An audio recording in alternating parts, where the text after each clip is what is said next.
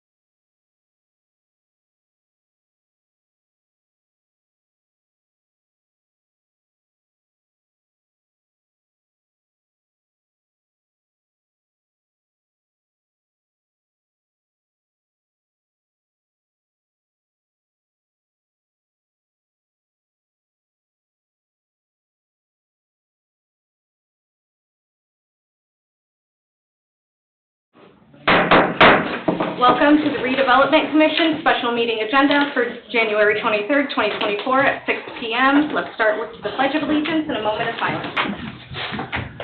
I pledge allegiance to the flag of the United States of America and to the republic for which it stands, one nation, under God, indivisible, with liberty and justice for all.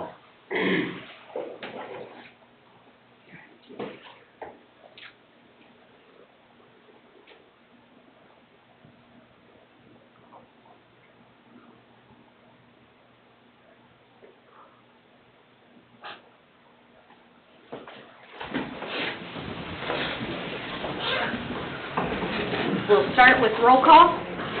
Mr. Kernigan? Here. Mr. Rivera? Here. Mr. Recupero? Here. Mr. Becker? Here. Mr. Parker? Here. Ms. Dixon? Here.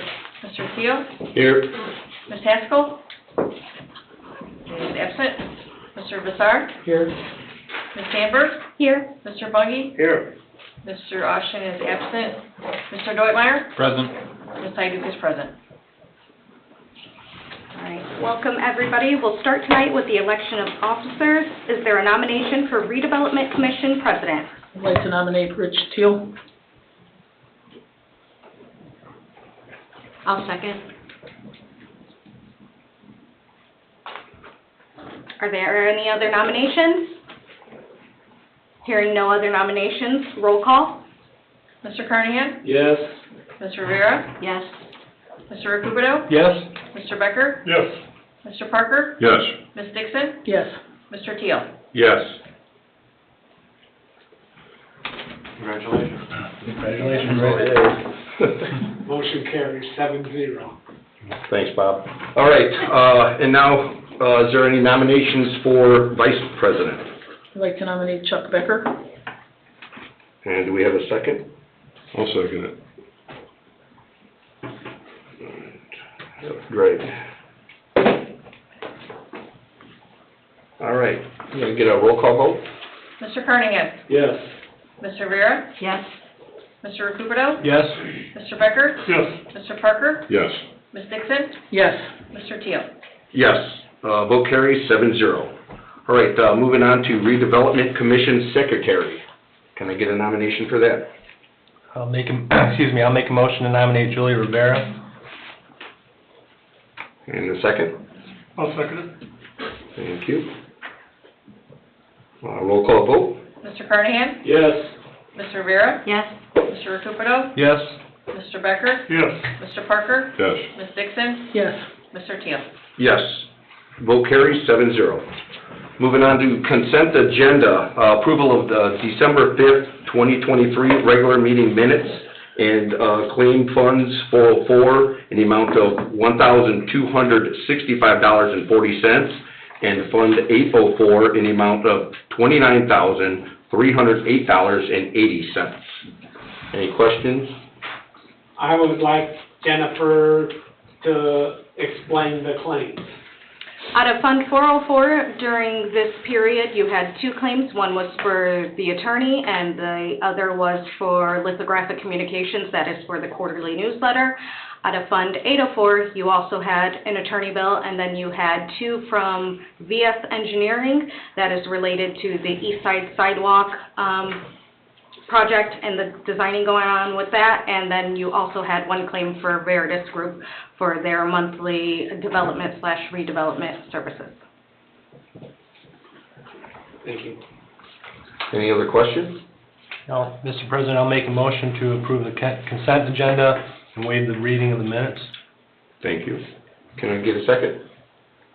I'll second. Julie? All right. Can I get a roll call vote? Mr. Carnahan? Yes. Mr. Rivera? Yes. Mr. Recupero? Yes? Mr. Becker? Yes. Mr. Parker? Yes. Ms. Dixon? Yes. Mr. Teal? Yes, vote carries 7-0. All right, moving on to new business, discuss the Explore Everyday Community recognition of the future of the program. But I know we had, Bob was thinking of somebody. Bob, you were suggesting Bigby, you're thinking? Bigby's Coffee, the Channel 32 News came out here and did an interview, and it got us good publicity, and I think they should be recognized. Right, I like the idea, and I know it says the program's future and stuff, and, you know, it's been just about a few years and stuff. I like the idea, you know, recognizing the local businesses and stuff like that, so I would really like to see it, you know, continuing and stuff. You know, so yeah, I definitely like that idea. I'll make the motion that, to nominate Bigby for Explore Everyday. Thank you. Do we have to do a roll call, though, on the discussing the future, since that's on the agenda? You think? Yeah. I just seen that now, and I knew it was on there earlier, and I know Bob mentioned to me about nominating Bigby and stuff. I just didn't know if it had to be a separate item. We could do that afterwards. Yeah, probably should have just been a discussion item, now looking back. Yeah, yeah, The future of it. the future of Yeah. it.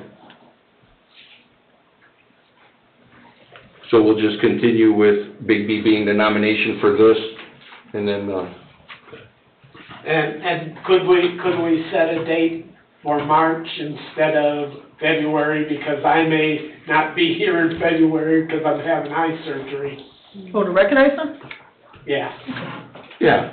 And then in between then, you know, so for maybe February, you can do the discussion on the future, even though, like I said, I like to see it continue and stuff, but, you know, if it's on a monthly basis, or if we maybe break it up and do a quarterly, or, you know, every 2 months or something, that's something we can discuss later. Yeah, we won't get into discuss, Right. we'll discuss it next time. I had some opinions on it too. Yeah. Okay. All right, did we have a second? I'll second the motion. Thank you. Roll call vote?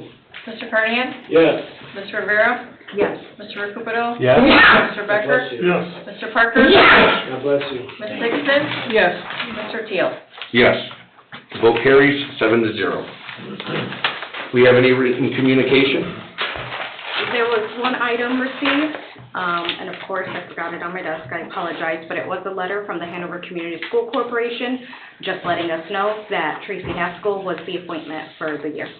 So she is again, okay. Thank you. Do we have any public comment? Any public comment for Redevelopment Commission? One more time. Anybody online? No one online. Thank you. This meeting is adjourned, 6:10.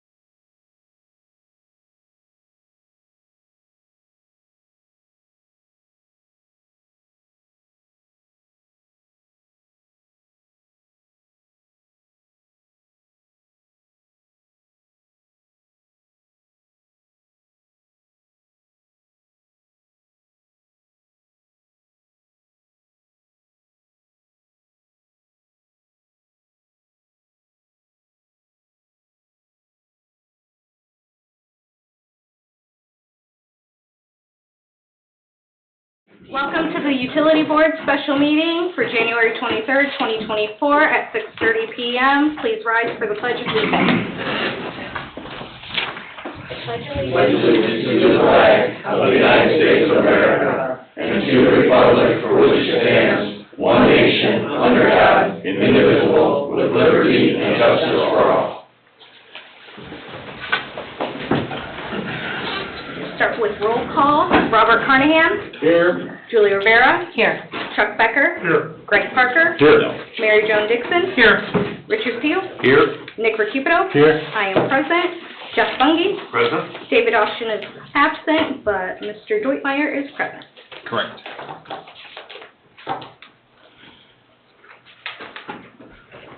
We'll start with the election of officers. Is there a nomination for Utility Board President? I'd like to nominate Nick Recupero for the president, please. Is there a second? I'll second. Are there any other nominations? Hearing none. Robert Carnahan? Yes. Julie Rivera? Yes. Chuck Becker? Yes. Greg Parker? Yes. Mary Jo Dixon? Yes. Richard Seal? Yes. Nick Recupero? Yes. Motion carries 7-0. Thank you guys for appointing me to this position too. Item number 2, election of officers would be Utility Board President, Utility Board Vice President. Opening up nominations here. Would somebody like to nominate someone for that position? Nominate Mary Jo Dixon. I'll second. Okay, any other nominations? Nominations are closed. We have a nomination for Mary Jo Dixon for Utility Board Vice President. Roll call, please. Robert Carnahan? Yes. Julie Rivera? Yes. Chuck Becker? Yes. Greg Parker? Yes. Mary Jo Dixon? Yes. Richard Seal? Yes. Nick Recupero? Yes, motion carries 7-0. Moving on to new business, item number 1, NEAS pay request number 9 for the West Side Sanitary Interceptor Project 1 payable to LGS Plumbing Incorporated in the amount of $550,272.83. Mr. Bungie, do you have something to report on this item? This is, actually, I do not, other than, we had, this is for the West Side Sanitary Sewer Interrupter. But other than that, I have nothing. Okay. What about you, Jen? My understanding is this is for work completed through, like, January 5th, I think is when they submitted the pay request to NEAS Engineering. I don't have a more descriptive update on how much has been done during the This is the final bore under the track, so this was the last phase of, the last section of phase 1, so they still have some restoration and then the contingency, obviously, for their final closeout, but this is like the last segment of pipe that actually bore and jacked underneath of the tracks at Klein there, or at the tracks just east of Klein, so this was the last, that last little segment that they put in as of recent, towards the end of last year, I guess, so. Who's gonna do the restoration? They are, and they have a lot of the restoration complete. It's not all complete, but it's quite, most of it. I would say 85% probably, so they're close. And then this will be, actually the contingency or whatever, it'll be like the end of that first phase 1 will be complete, so. Okay. All right, thank you, Tim. No problem. Thank you, Jeff. Okay, after that explanation, do we have a motion to approve this pay request?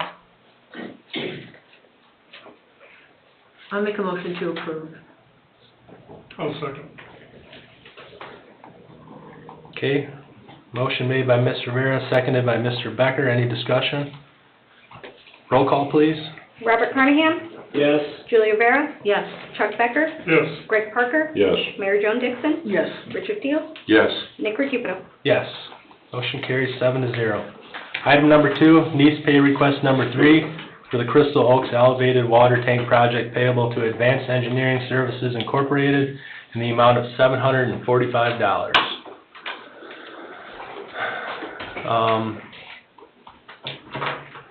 Okay. It looks like it's for some kind of just, services, I believe this is the company that does the testing, just the testing the services? testing of the material. Okay.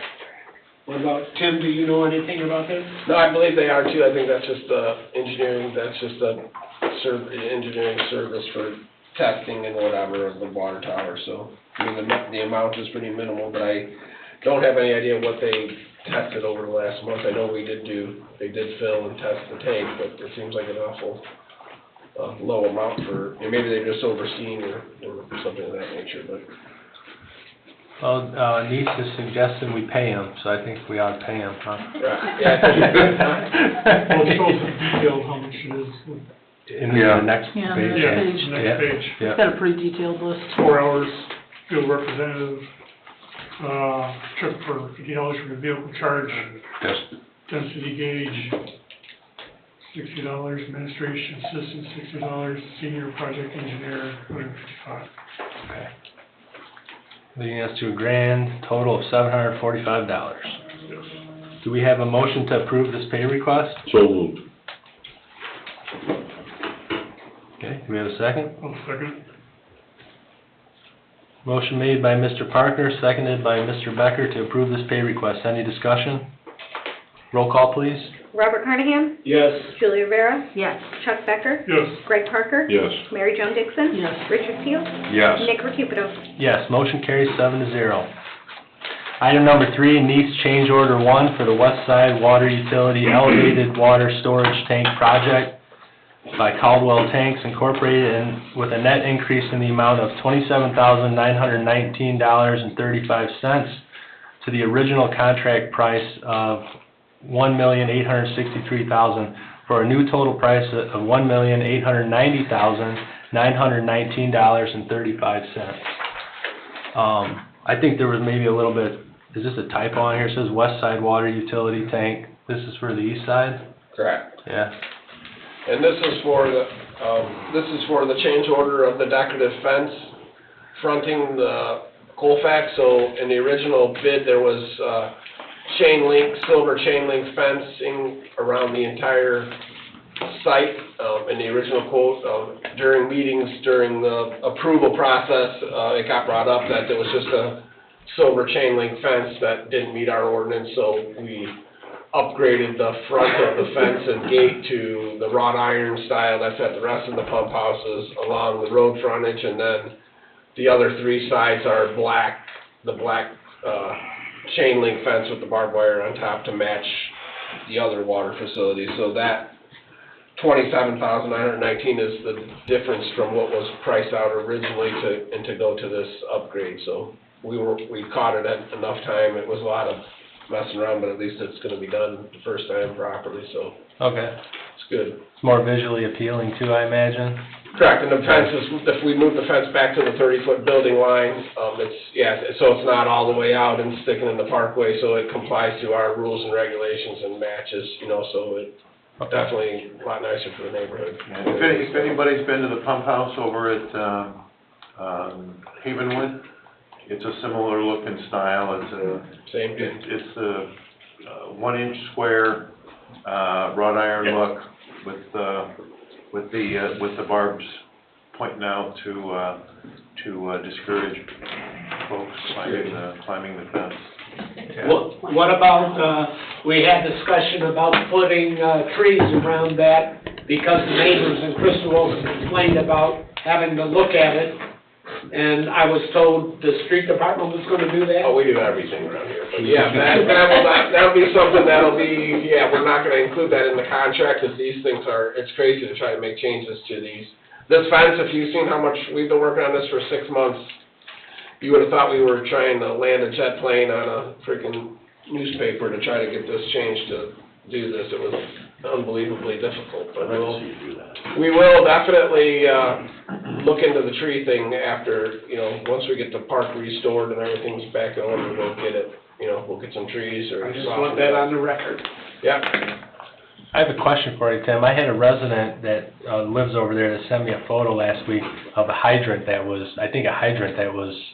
running there. whatever happened with that? Was that a flushing? Well, or- essentially, what happened is the tank was filled and tested by Caldwell. They filled the tank, they tested the tank was ready to go online. Robin's Nest is still, there's some upgrades to Robin's Nest being controlled pressures and an on-off cycle to let the tower fill and drain to have water turnover. That's not complete as of yet, so I, along with Ryan, and we tried to get Caldwell to drain the tank because it got to minus 70, whatever it got for temperature, so we were worried about freezing, so we opened the hydrant to drain it just so there was no damage to anything. So essentially we dumped that water out on the ground just to protect the thing from freezing during the super cold. Since it wasn't up and down, the water wasn't moving, so basically with that cold weather, it had the potential of freezing, so it was just a safety precaution, basically. Okay. Did water hit the road? Oh yeah, water hit everywhere. And, that was, some of the residents concerned that if the tank, busted open, that it would flood their, properties. No, it's 100% designed to, it's got a spillway. The water does make it to the curb and gutter and down both ways of the hill along the curb into the storm sewer system. Worked absolutely perfectly. I'm not saying if you spill 250,000 gallons on the water at once, I'm sure, but coming out of a reasonable hole or the spillway, everything is accounted for. The water, it drains perfectly down the edge of the road. There was no, I don't think very often a water tank just explodes and all the water comes out at once, which I'm sure if that happened, most of it will go to Lemon Lake anyway because of the topography, but I don't think it happens very often. It definitely goes where it was supposed to go, so. Thank you, Tim. No problem. All right, after that explanation, do we have a motion for this, change order number 1? Make a motion to approve. Do you have a second? I'll second. Motion to approve this change order made by Ms. Rivera, seconded by Mr. Teal. Any discussion? Then roll call, please. Robert Carnahan? Yes. Julie Rivera? Yes. Chuck Becker? Yes. Greg Parker? Yes. Mary Jo Dixon? Yes. Richard Teal? Yes. Nick Recupero? Yes, motion carries 7-0. Item number 4 is an ongoing, agenda item, future water capacity needs planning discussion. I don't think we had anything last month. Does anybody have any discussion or anything to add to that?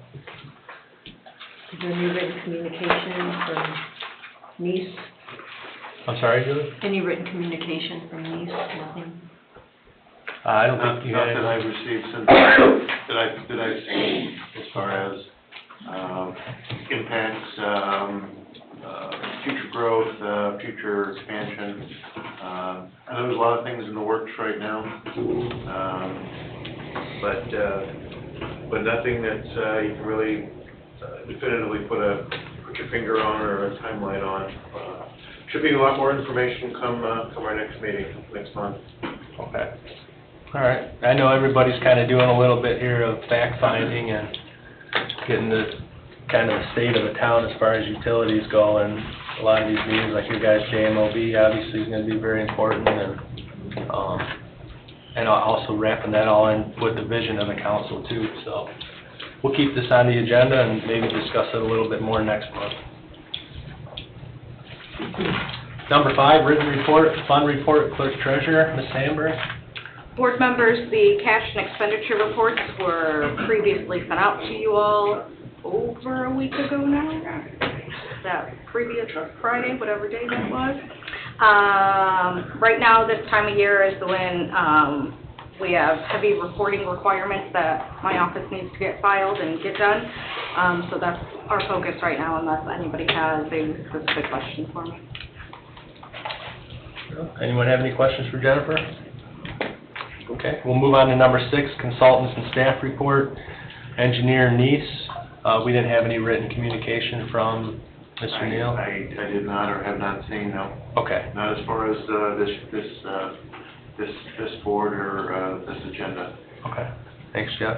Mr. Kubiak, do you have anything under Director of Operations? We have a few projects in the works happening now. We have the lift station 13, which I reported to you last month, that was on bypass over down by off of Parish, that the pumps went out. The new pumps finally did come in. The pumps are installed and it's back up and running. We're getting ready to fix a drop manhole over here across where Schilling tied into this sewer line right off of Morris when they dug that up to tie into the bottom of that structure where they went east and, to tie into Lakeside South. We discovered that there's an outside drop on that manhole, so basically the manhole's 20 feet deep. There's a 8-inch pipe next to the manhole that there's basically a line that goes into the manhole and the sewer drops down 15 feet to the bottom of the manhole and continues south. So there's before it gets to the manhole, there's basically a T in the line that has an 8-inch drop to let that water or sewage drop down to the bottom of the manhole and enter the bottom so it's not splashing and, creating a mess. And if there's a high flow, obviously it just goes right over and does its thing. But for normal times, it runs and drops on the outside and goes to the bottom. So that pipe was failing and undermining a little bit under Morris, and the concrete broke off, the pipes busted up, so that drop, the manhole is fine, but the drop needs to be replaced. So we've got Reichelt lined up, who's out there doing that sewer, to make this correction. We were waiting for lift station 13 to get back repaired so we could use our pump to bypass the manhole to do the repairs. We don't have to pay to rent a pump and all that expense of the bypass pumping since we have our own equipment. So we're scheduling that now to get done. So if you see something right there along Morris, again, it's going to affect a chunk of into Morris because we have to actually dig down to the bottom of that manhole to replace that drop pipe. So it's kind of sort of a big deal, but not as crazy as some things, I guess, but that'll be happening soon. And then we also have Is the 8-inch pipe dropped 20 feet down? Yes. Okay. Yeah, 18 to 20 feet, so it's about 18 feet. So that, we are, now that we're doing it, we're upsizing the 8-inch drop pipe to a 12-inch because of the flow is so, it's a 21-inch main, so we figure while we're doing it, we may as well make it a 12-inch, So you eliminate the 8 and make it a 12? Correct, yeah, we're just gonna put a 12 just to, it would just seem to make sense to us, so that's when we're doing it, so. Okay. Also, the lift station by Lemon Lake, I believe it's 19. That one we're going to be scheduling with Reichelt to change out the equipment. We got the control panel and the new pumps and everything to put new lids on that and new electric service and rehabilitate that so it's basically back to new again. So that one, that's our Lemon one. Lake Estates, right? Lemon Not Lake, Park. Lemon Lake Estates, correct, right on Fairbanks and whatever road that is, 130th, so. That's gonna be happening, I'm assuming that will probably be happening sometime in February, where I talked to them guys today, and they're gonna be scheduling a time so we can get the electric lined up and get everything rolling, but, that's coming up soon also, so. Okay. February's looking good for weather. I think I saw 53 on February. Yes, I think this one little cold snap reminded us that it's possible, but we haven't seen that in quite a while. That was kind of crazy. We haven't seen that if you think about it. Yeah. Been a while. Yeah, a couple of years, so we made it through. Yeah. All right. Anything else, Tim? Not that I could think of at the time. I think that's it. All right. Thank you, sir. Thank you. Town Attorney, Mr. Deutmeyer, do you have anything for us? No report for this board. Okay. All right. Thank you. Number 7 would be JMOB report. The JMOB meeting is tentatively scheduled for the 13th of February, the first one of the year. I think it's when we do, one of the ones we do what, quarterly? They've been, I think we were trying to, but they kind of were sporadic there for a while. Yeah. But I know that there have been solicitations that have been circulated about, Nick, I thought you were in, Mary Jo, were you on the list as far as being there? So, it's scheduled 5 o'clock, down at Lowell Town Hall. Okay, And and, the public's invited And to the that. public's invited. It's an open meeting. For those of you that don't know, this is the shared governing body of the assets that are down involved as far as the water treatment plant, the sanitary sewer plant. So we usually get a pretty good update as far as what's going on, flowage, that kind of thing. and are we still expecting some kind of discussion on the Westler? From what I task order? understand, Okay, yeah. okay. Excellent, Yeah, the interceptor project, yeah. okay. Public comment, open the floor for public comment for this utility board. Anyone here for public comment? Ms. Samberg, do you have anybody online? No one is online. Okay. Public comments closed. This meeting is adjourned at 6:51 PM. Next meeting Tuesday, February 20th at 6:30 PM. Please stick around for our town council.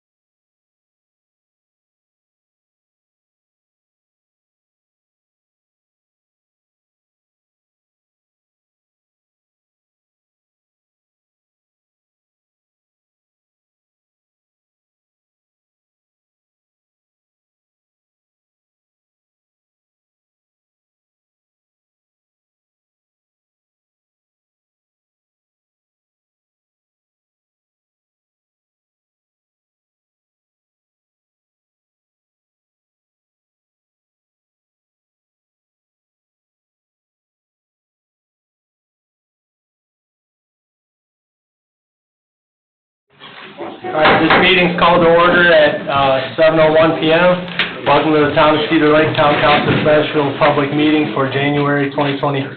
Would you all please rise for the Pledge of Allegiance and a moment of silence? I pledge allegiance to the flag of the United States of America and to the republic for which it stands, one nation, under God, indivisible, with liberty and justice for all.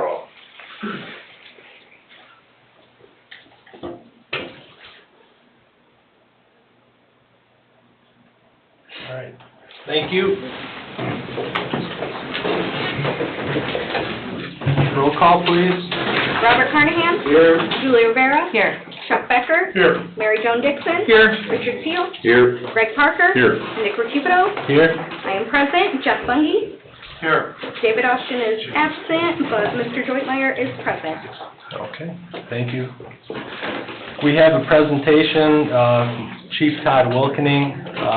Chief Wilkening, please explain. I guess we're going to have to defer this item. because Yeah, we're we're going to scheduling. defer it due to the fact that the council meeting was changed. My captain that was promoted by the Board of Safety will not be able to make it tonight. He's in a training, Okay, and he's in a fire officer training program, so. okay. So maybe at the next meeting, we can get him on the agenda. Sure. That'd be awesome. Yeah, if you want to work with Mr. Bungie and get that on the agenda, we can gladly take It'd have to care be of in that. February. Okay. His class is on, it won't be done till February. So, thank you. All right. February 6th, okay? Yeah, if we can do that, yeah, I'll send you an email. All right. Thank you. Thank you, Chief. Thank you. Public comment on agenda items for the town council. Public comment on agenda items. Do we have anybody here? Public comment on agenda items. Ms. Sandberg, do you have anything online? No hands are raised.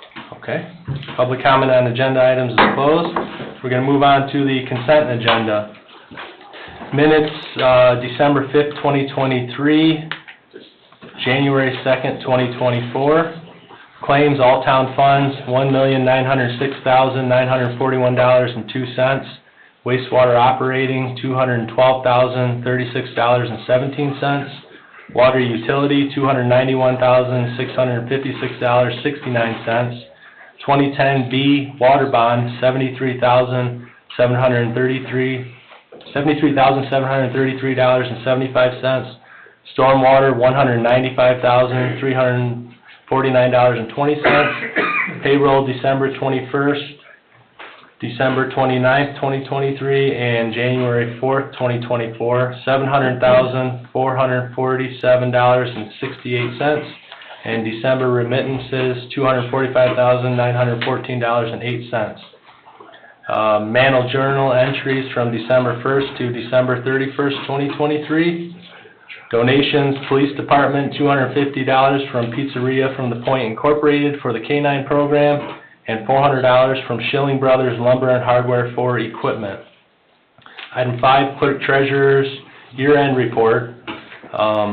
Cancellation of old outstanding warrants, forwarding encumbrances, and EMS collection transfer from general funds, $74,590.65. Before we solicit a motion, Ms. Sandberg, can you please explain to us item number 5? So those are pretty much annual housekeeping items. So any outstanding warrant checks that we've issued more than 2 years old, we go ahead and we do an adjustment on the books to put those monies back into the appropriate funds they belong into.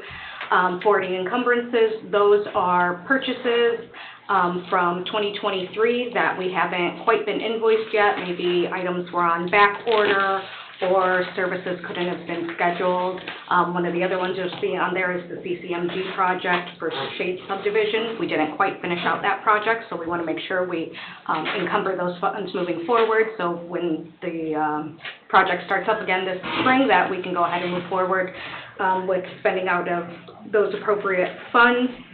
And the third item, EMS collections transfer. So the most recent amendment to that ordinance was ordinance number 1313, and it provides for annually 15% of whatever EMS receipts we have had. We take 15% of that collection and we transfer it from the general fund into the EMS non-reverting equipment fund. and that EMS non-reverting equipment fund can be used for EMS ambulance capital purchases. Okay, and so that reflects the 15% is the 74,000 and change? Yep, so that, if you so approve, then tomorrow morning I will make that transfer between the funds. Did you say 50%? 15. What? Remember, your personnel get paid out Oh, of yeah, general you funds, so always you have want to to leave remind some of that me. cash in there.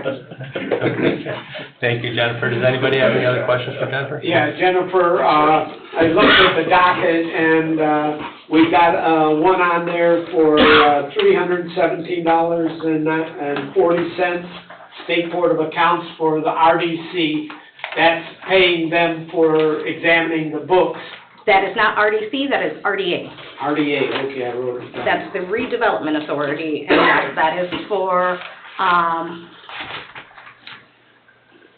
think State Board reported that they spent, I can't remember how much time that they spent. Not terribly much on RDA because there's no employees, there's no, there's just a couple of lease rentals that we have to report on. So for the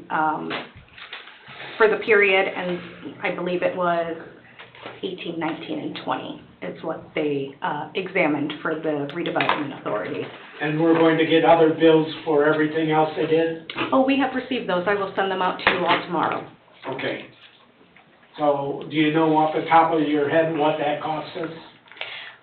Between what I call town general, so, and then the 3 utilities, when you add all of those invoices together, we're looking at over $49,000. That we have to pay them for examining our books? Yes, they will take, again, that general number, which I don't have the general number off the top of my head, they will take that off the top of the property tax distributions. I anticipate June, because I didn't see anything in December. They will take that off the top before they, before county gives us the property tax distributions, but for the utilities specifically, we will have to send them payment for that. And that report is available online for the public? Yep, it's live on State Board of Accountants' website. Thank you.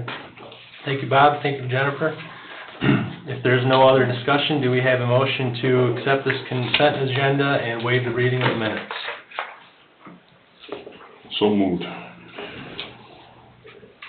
Do we have a second? I'll second. Okay, motion by Mr. Parker, seconded by Mr. Vera. Any discussion? Roll call, please. Robert Carnahan? Yes. Julia Rivera? Yes. Chuck Becker? Yes. Mary Jo Dixon? Yes. Richard Seal? Yes. Greg Parker? Yes. Nick Recuto? Yes, motion carries 7-0. Moving on to new business, item number 1, 2024 conflict of interest statements. We've got 4 of them, I think, currently, Jennifer? Yeah. Yeah.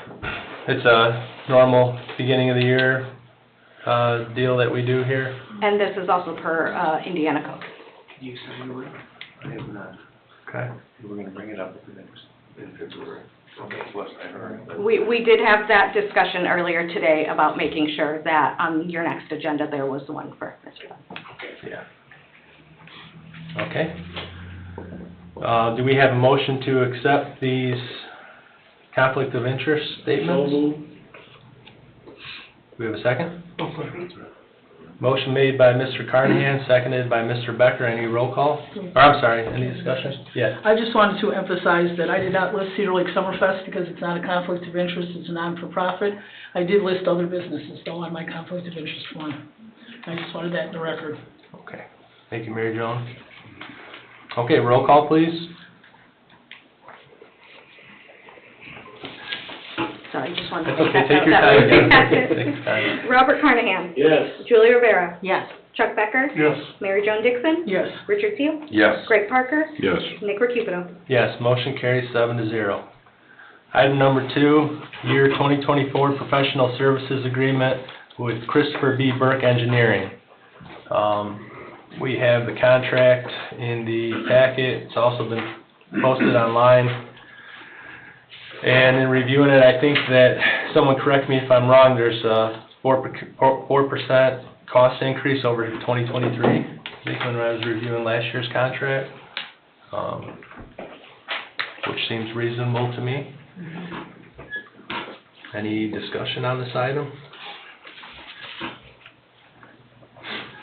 If not, do we have a motion to accept this professional services agreement? Okay,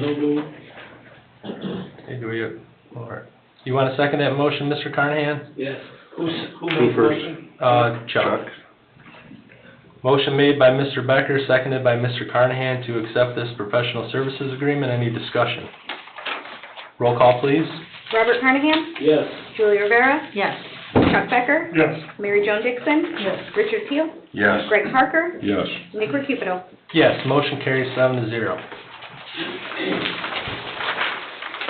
Item 3, year 2024 professional services agreement with Austin, Kuiper, and Jositis for legal counsel. Again, this one, in reviewing it, I don't believe there was any rate increase from 2023. No rate increase. Okay. Okay, and the terms of the agreement were the same as 2023 of the contract? Based upon what I had reviewed, yes, it looked to be exactly the same as previous year. Okay. I'd like to make a motion to hire Austin Kuiper, and I'm going to mispronounce this, Jankitis, for all the listed departments excluding Plan Commission, BZA, and Safety Board due to a conflict of interest that we're all aware of.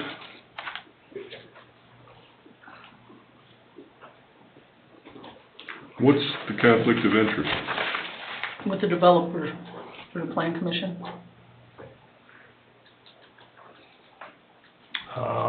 There's no conflict of interest because there's a separate attorney handling that. It's just my opinion. I think we're getting into mucky waters. I just had a question on the motion, if somebody could clarify it. Can we change the terms of the contract in a motion, or? You can present it.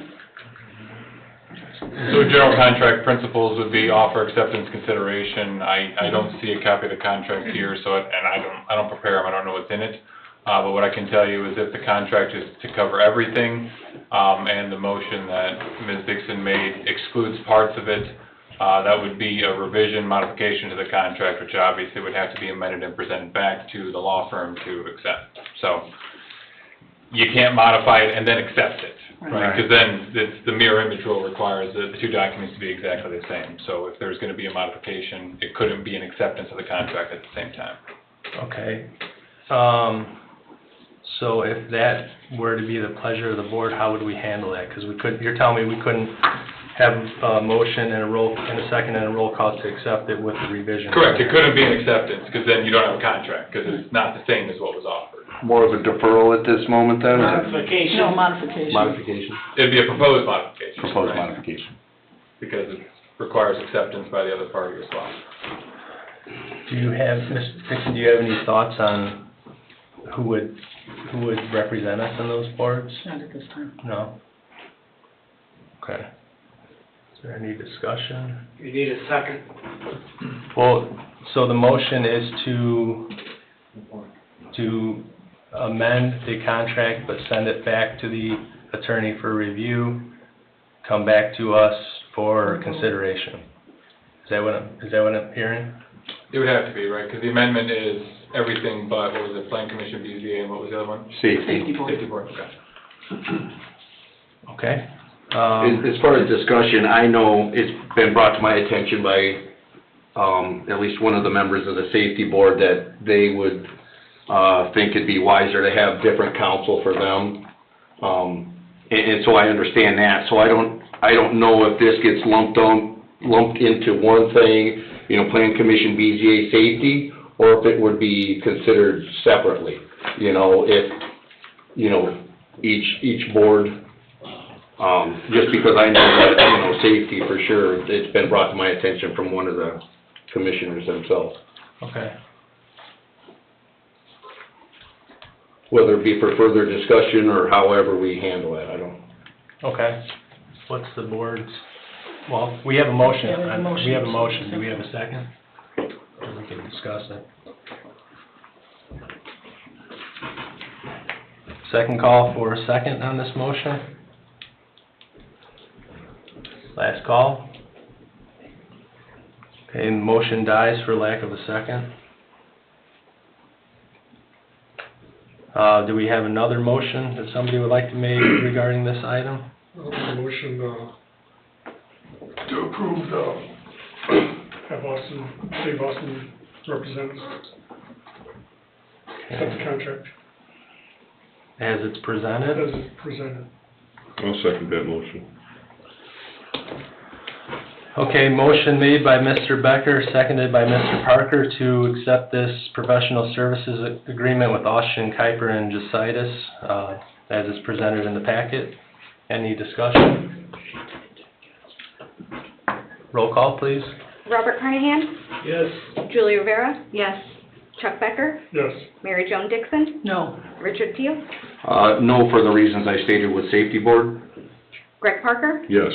Nick Recupido? Yes, motion carries 5-2. Item 4, year 2024 professional services agreement with O.W. Crone and Associates. This one here, I think it had a general increase for each service, somewhere between $5 and $10 an hour. I think, is that correct, Jennifer? I think so. Okay.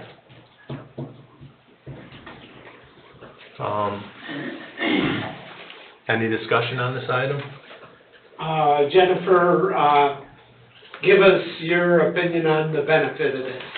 I've been extremely happy in the working relationship that the town, myself, Sue, has had with Corby Thompson. Corby Thompson is our consultant specifically from O.W. Crone and Associates. In the last few years since we've been contracting with them, we've put together the sustainability plan, which I think is a very helpful tool for us as we work on forecasting and really, narrowing down on our budget for each future year. Anytime I have a question, Corby's pretty quick to respond. A majority of the work product we receive from them is in relation to the annual budget, but if there's, and the sustainability plan, but again, if there's any other questions I have, they're pretty good about helping me out when I need something. They're basically general financial consulting. Anytime we do anything greater, such as bonding or, anything debt service related, we usually use a different firm. Do any other communities in the area use them? I think I know of one or two, but I don't know 100% for certain, so I can't really answer your question right now. But I think somebody possibly just to the south of us. And another tough question for you. Can you tell us how much we spent on them last year? No, but had you called me earlier, I could have pulled that for you. Yeah, I just now thought of it. I want to know how much. Yeah, like I said, traditionally, the bulk of their hours is during the summer, because we start budget discussions pretty early on in the summer. Corby will come up, sit down with me and town manager, council affairs, department heads, and we'll deep dive into it and we'll work it out, and then he generally comes in the fall, makes that presentation. So that's where you see a majority of his hours. And Richard Teel and Mary Jo Dixon are on the council affairs committee. Correct. That will work with you and town manager and Corby. Yep. Thank you, Bob. Thank you, Jennifer. Any other discussion on this item? How much did the rates go up? $5 $10. to $10 for each item hourly. Yeah. So we were at, partners is $280, project managers is $240, senior consultants is $210, staff accountants $185, and support personnel $100. Corby is considered a project manager. So those are the current numbers, and they were $5 to $10 less per hour, depending on the items in 2023. Yeah. Thanks, Chuck. Do we have a motion to approve this professional services agreement? I'll make a motion to approve. I'll second it. Motion made by Ms. Rivera, seconded by Mr. Parker to approve this professional services agreement. Any discussion? Roll call, please. Robert Carnahan? Yes. Julie Rivera? Yes. Chuck Becker? Yes. Mary Jo Dixon? Yes. Richard Seal? Yes. Greg Parker? Yes. Nick Recupero? Yes, motion carries 7-0. Item 5 is considered Board of Zoning Appeals request to have their meeting start time changed to 6 p.m. beginning in February. A motion to request a change was approved by unanimous vote at the January 11th, 2024 BZA meeting. I believe that you guys were starting, or you were serving on there, Greg, it was 6:30. Yeah. I think during my time it was 7. I'm okay with it. I think getting an earlier start helps to keep them a little more energy in the room. I know when I was chair, I wanted it starting a little earlier because we had some awfully long meetings. And so, is there any other discussion on that item? Is there a motion to approve? I'll make the motion to approve. Okay. I'll second. Motion made by Mr. Teal, seconded by Mr. Becker, to approve the start time changing to 6 p.m. beginning at the February meeting. Discussion? Roll call? Robert Carnahan? Yes. Julie Rivera? Yes. Chuck Becker? Yes. Mary Jo Dixon? Yes. Richard Seal? Yes. Greg Parker? Yes. Nick Recupero? Yes, motion carries 7-0. Moving on to reports. Item number 1, Town Council. Mr. Carnahan? I just let everybody know, at Thursday's NERC meeting, I received a certificate for attending every executive and every full commission meeting as the representative for Cedar Lake. And even though I had some health problems, I made all the meetings. And Congratulations, Bob.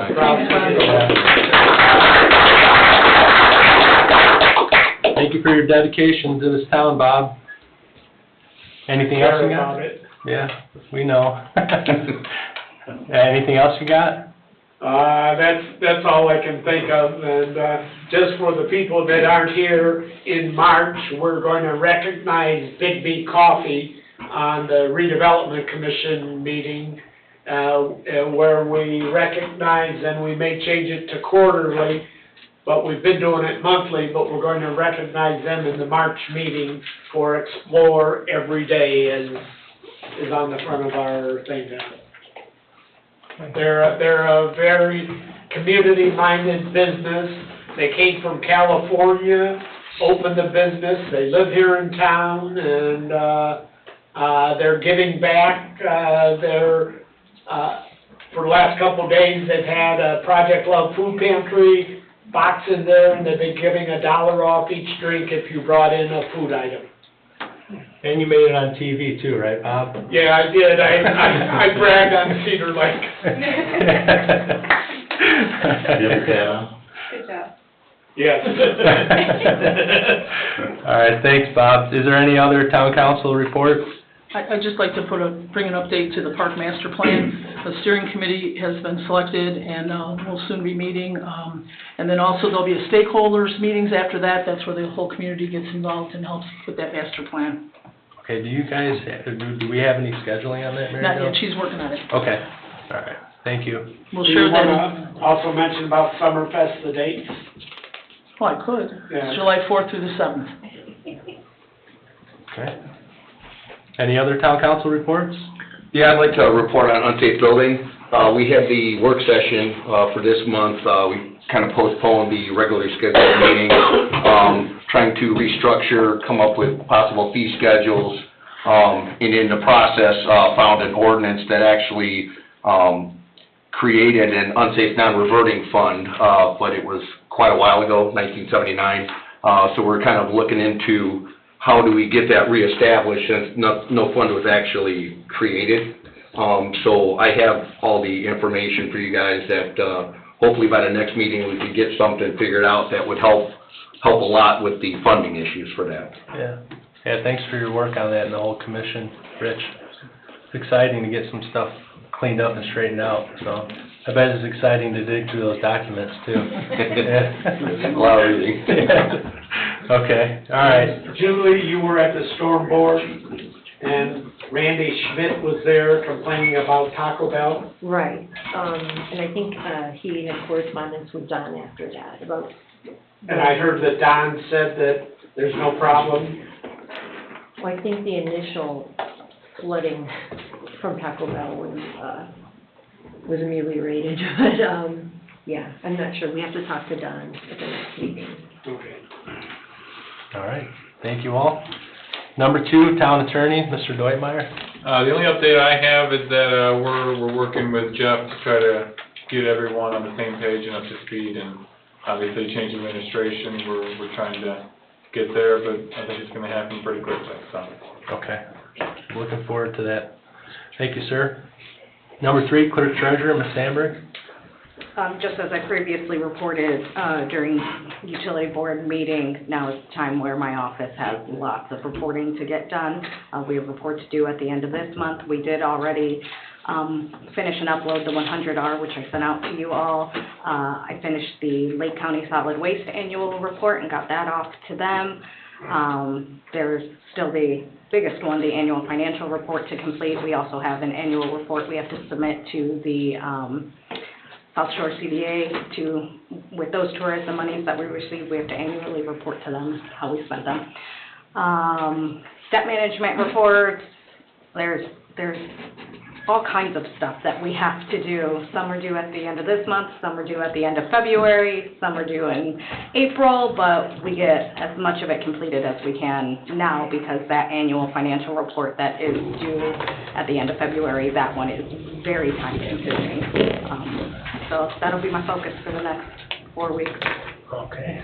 And I thank you for doing that report to Lake County Solid Waste, because if that thing isn't turned in, we don't get our grant money from Lake County Solid Waste. I made sure to get it filed well before the due date, Bob. So then there would be no point to me going to those meetings in Oh, no, you right? still gotta go.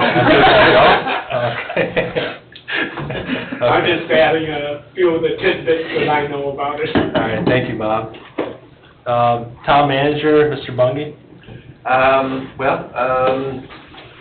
Jumping into a new job, it's been a... Welcome, by the way. Welcome to your first town council meeting. Rewarding, humbling, overwhelming, all in one bite. So, I'm here to serve. My door's always open. Anybody's got a question for me, I'm more than willing and happy to help out. There are a couple of reports in your packet. There's a building report. I don't know if anybody's got a chance to kind of peruse that, if there's any questions about that for me. I did take the opportunity today and kind of look at a little brief summary of what has happened in the last quarter of the last 2 years. In last quarter of 2022, we had 16 new home permits during that period. Same period to date last year, 64 over 16, adding approximately 14 million, actually a little over $11 million in additional housing stock in our community. The other way that I broke this down over the same period again was permits for other, including predominantly rehabs. The number for 22, well, let me give you the number first. 147 records in the amount of $25 million. But $21,800,000 of that was the permit for the renovation of MacArthur School. Okay. Can you repeat that? I'm sorry. What's that? Could you repeat that permit cost? Roughly $21.8 million. That was the project cost. It's a project cost, Well, yeah. or whatever Thank the you. I permit. just want to clarify that one. Yeah, no, I knew it wasn't that. Well, I know. We didn't say pretty if that was the... People that are going to, yeah, people are going to... We're not. So in other rehabs, it's, $3,690,000 roughly, and in 23, 150 registered building permits as renovations in the amount of $3,115,000. So from year to year, things are pretty similar. other than obviously the increased new home permits. Well, for 2023, homes and commercial, we did 396 new construction permits, 245 in 22, and 159 in 2023. And then the other thing in the packet is the C-Bell report. It's rather lengthy. I don't know if you guys want me to go through it bullet by bullet, but I don't know if you had a chance to peruse it. And if there's anything you'd like to ask questions about that I can possibly, I think we're good, Jeff. It's been posted online. Yeah. We've got it, and I know a lot of these things on the report from Don, there's not any change from report to report, but, yeah, I think we're good with that. Anything else to report, Jeff? No, sir. No? All right, thank you, sir. Okay, thank you. I have a question. One of the other council members asked me, who gives the report on the police and fire station building, and how often is the report delivered to us? Well, I get a manager's or an owner's report every other week. We went to the building site last week. There may be, I think there's something in the C-Bill, maybe Chief Bill and Chief Todd can, It'll probably come from Veritas, though. okay. Veritas should be, yeah, Veritas should be giving you a report. I don't know if they do. We can reach out to them to make sure you're getting a report from them. If it would be the council's pleasure, I will try to make sure that I have a report from Veritas as far as progress by, for the next public meeting. Okay. They do a summary after every week's meeting for us. They've changed it to bi-weekly. Right, bi-weekly, I'm sorry, so I don't think they send it to even Jeff yet. Those are just, Those are the minutes of our meeting, Yeah, yeah. so that would be kind of good for the council to get those. Yeah, we absolutely. can forward them on. Sure, please. Thank you very much. I had a resident. That actually comes from CORE themselves, so that is not Christopher, or that's not Veritas, who is our owner's representative. So that's from the CORE, the builders themselves. It's discussion points that we have every 2 weeks. Sometimes questions, but mostly it's interaction between builders, Architects, contractors. Yeah. Okay. I had a resident today ask me, they said, it looks like the police station is moving right along, but it looks like the fire station isn't getting much work done to it. Is there, Well, twofold. One, they had a contractor issue with the steel company, the people that were erecting the steel. They had to do a changeover there.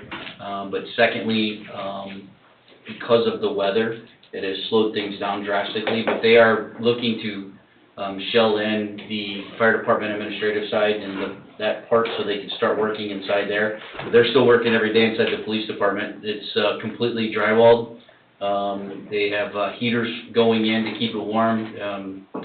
They had an issue last week with the heater, so it wouldn't get above about 50 degrees.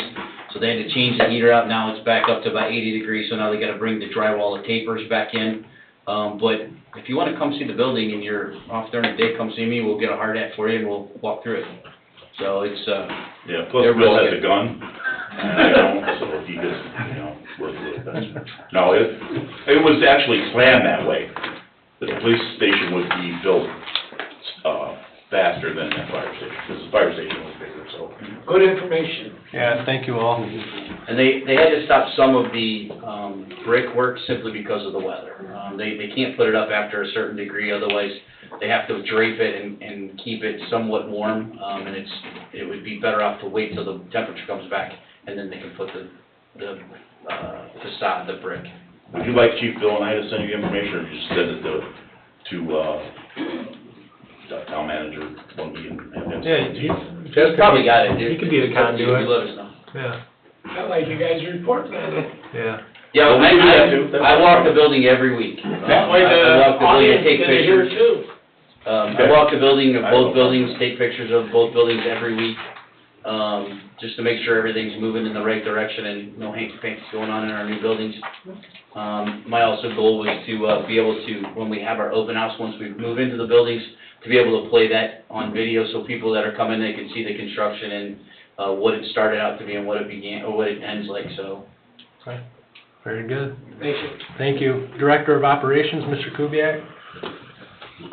Just so everybody knows, we're, trying to shift gears from putting salt down to putting cold patch and potholes tomorrow, 'cause, with that little bout of weather we got, the roads are destroyed now with potholes, so, tomorrow we'll be out there trying to get a jump on some of that, so, it's been quite fun just last every year when we get these crazy temperatures, this is what happens, but, And what happens, you put the cold patch in and it doesn't last that long, correct? Correct, it does not last that long. Water We washes it away. Yeah, we tried a couple of years But ago. we're trying to get them. And we're trying this again tomorrow, but we actually take, the propane weed burners out to heat the cold patch up and then pack it in the holes, which tremendously, it takes quite a lot longer to do, but it does extend the life of the patch a lot more, because if you just throw that in a puddle of water, you drive, the first car that tries to do it, it's gone, so. We've tried that, and we tried it a couple of years ago. With the mild winters, we haven't had as crazy of a pothole season the last 2 years, I don't believe, that we have this year again, but, we're gonna try that again and see, you know, especially, there's a couple bad spots, especially 133rd heading east out of town, right there at the culvert. That road is disintegrating right there, pretty bad. Robbins, I mean, there's quite a few areas that were already borderlining, and now after this little bit of weather, there's some destruction happening, so. I believe they have a heating unit that you can put the asphalt in and keep it warm, and then you can shovel that out, and then you take a pad and. $46,000, you got it handy? $46,000 for that equipment. For an asphalt heater? Yeah, for a hot box trailer with I already have that on my wish list of things to buy, trust me, but that would be tremendously helpful. And again, like I said, the last 2 years, we probably used one load of cold patch during the season because we didn't have that super cold, hot, frost thaw process happening so much. It just was mild, so we didn't have all this, but. The cost of cold patch was $105, last time I heard. Has that gone up? Yes, I think it's $165, I think now. You use Sealmaster at all? Yeah. Do they have one that you can rent or no? I don't think they have we have the actual crack seal machine from Sealmaster, and we buy that material from them, but I doubt. They don't have a hot box. I don't think they don't have everything, but they're a nice resource. Yeah, we do use them for the crack seal thing. We have their Sealmaster machine for the crack sealing. That thing's awesome. Yeah, it is. It's great. It's just, unfortunately, we're always jammed into the season with the amount of people we have, and that window is it's so hard to get everything done. As soon as the weather breaks, it's time to crack seal, and then we have, all the leaves from the beginning of the year and the branches from the winter, and it's a constant battle to try to get everything done in those tight windows, and that's the worst part we found with the crack sealing deal is just, it's time to do it, and then before you know it, it's hot, and then it's this crack seal up, and it's been tough, but we got it, so. Do you still, chip seal, with the rock in the tar, or? Everybody hates that thing. Yeah, we do. Seems like it lasts a little bit. Yeah, we do it a little bit. We have had declining success with the chip sealer because of the emulsion that was in that big tank is probably 20 years old. It was filled and it was topped and it was filled. So this year we've got it completely emptied now and cleaned out, so we're going to make a stab at it with new product to see, because it's been like when you put it down and you drive through it, that tar just didn't ever dry, but we believe that thing is heating the emulsion inside of that tank, and it just wasn't being used. And a long time ago, St. John used to use some, and we were used it more, but the stuff that's in there is just like expired old tar, it's been heated and heated and heated to death, so when you put it out, we used some on the fire station, and we poured it in the crack along the fire station, and there was, where Todd's office was leaking, there was some, I mean, we were pouring it in there, you would've thought we were filling to China, we just kept dumping it and dumping it and dumping it, and finally, it filled the hole, and that stuff turned into a block hard, you know, it worked, it did the job, but as far as working for the actual road repair patches, it has not been, so we're gonna try that again here in the spring and see if we have better success with new products, so. And then, do you know anything, because I thought back in, the beginning of the school, they were talking about a stop sign on 135th and Parish. Glad you bring that up, I was just about to bring that up again. So, are you done? You guys are on top of things. Want to move on to mine? Yes, sir. All right. Just a couple things, two things I need to request, and it's gotta come from the town attorney's office, because the ordinance needs to be drafted, but I'd like to put a new stop sign up at 135th Place and Parish. So we need an ordinance drafted to allow, stop sign to be erected there, so that it's enforceable. I'd also like to reduce the speed from 149th Avenue to 153rd Avenue on Morris from 40 to 30. We annexed that property a couple of years ago. We've had some complaints of speeders there. We did some checking in on ourselves, and they're clipping along pretty good coming from the south. So we'd like, once, you know, when they hit 153rd, they technically are moving into town now. So we'd like to reduce that speed down to 30 miles an hour, which would be the same as the rest of the town. And that way it'd be more enforceable for us as well. So that would also require a draft of an ordinance to reduce that speed, so we can erect those signs. Brian, I truly don't know the process. If you could tell me, I will help out with whatever I need to, but, I would. It should just be an update to the older, like, traffic codes. Yeah, I would think so. I mean, all those So speed limits have been established probably throughout the years. Correct, yeah. Through various amendments. The stop sign locations, I know that we updated those about 4 or 3 winters ago. Our code enforcement officer during the winter time had less to do, so she located and gave intersection locations for every stop sign in the town of Cedar Lake, so that we ensured that the entire ordinance code was up to speed as far as where the stop signs are located for enforcement action. So we still have that. And, Dave Austin had that in, ordinance listing all those at one time too. well, they have to be an ordinance, so, but the problem is, they change. I mean, roads get built and all this stuff gets built, and we need to make sure that ordinance stays up to date. Right, right. So, I mean, it's about one of 800 things going over to that office, so, I really need to change those speeds and get that ordinance drafted so they can go in front of you guys and you can approve it and adopt the ordinance for the stop sign location at 135th. The big purpose behind that is because of the walkers now for Hanover. Since Hanover changed their rules and have that mile and a half, I think it is, right? Mile and a half, no bus routes for within a mile and a half of the school. We're intending to have more walkers, so. Okay. And you did a complete study, because you didn't want to do that at first, but then after observing it, you saw that. I went out there, observed it myself. I had my patrol commander, who writes a lot of speeders, went out there to both locations, and we were both in agreement that we'd like to. The traffic's just moving too fast coming northbound on Parish, approaching Jane Ball. Because truth be told, the traffic's increased so much, right? The traffic's increased on Parish so much that people are frustrated and they give it a little bit more gas traveling northbound, so. Try to plow some snow with them. I can imagine, right. So we would like to put stop sign up there to say, hey, you know, you're gonna keep going the same speed and you're gonna stop here. So that's also a crossing for the students to get to Jane Ball, so. Actually from Utopia and Centennial and all those, because they're within a mile and a half, so. Windy Creek, yep. Do you have anything else for your report, Chief? You guys got my monthly report, which you'll get at the second meeting every year, but you also, in front of you, got my 2023 year report. You'll notice that it's basically a month-by-month brief synopsis of things that took place within the police department.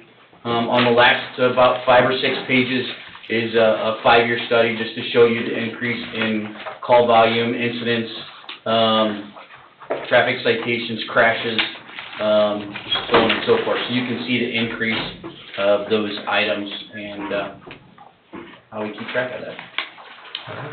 Thank you, sir. Yep. Chief Wilkening, Fire Department.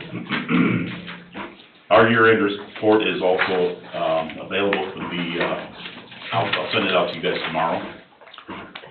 I'll send it email-wise, and then also you'll have a hard copy. It'll go to the Board of Safety tomorrow as well. And like Chief Fisher said, our yearly report, our monthly report is with you. We're already on a trend to increase our calls for the year. We did kind of break a record, well, we did break our record from last year. We were over 2,000 calls, so. The status of our apparatus, we made it through the cold spell without breaking anything drastically, but we did have to replace a lot of valves.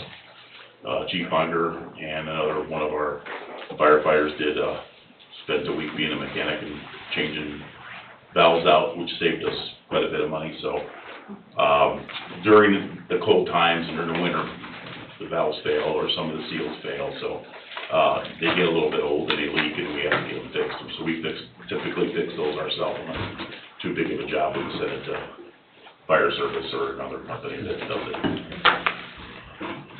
Some of the equipment for the new building is showing up at our fire station currently, so we're our housing apparatus, air apparatus at the station. We are going to ask the council to, actually the Board of Safety and the council, to allow us to write a grant for new air packs. It's a 10% match. New air packs for our department will be about $600,000. So we want to write a grant to get it, which we stand a pretty good chance of getting it based upon our use for it.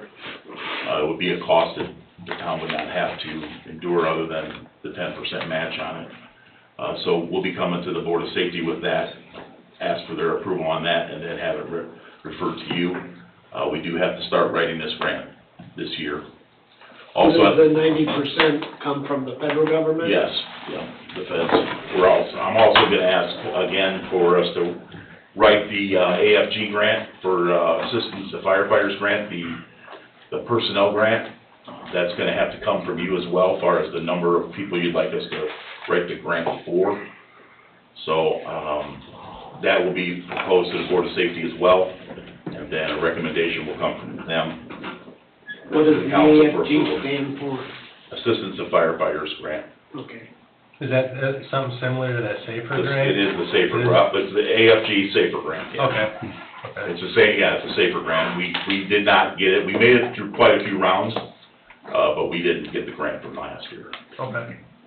This will be our third attempt, and it takes quite a few attempts to get. Only 2 departments in the state of Indiana actually got funding for personnel this time around.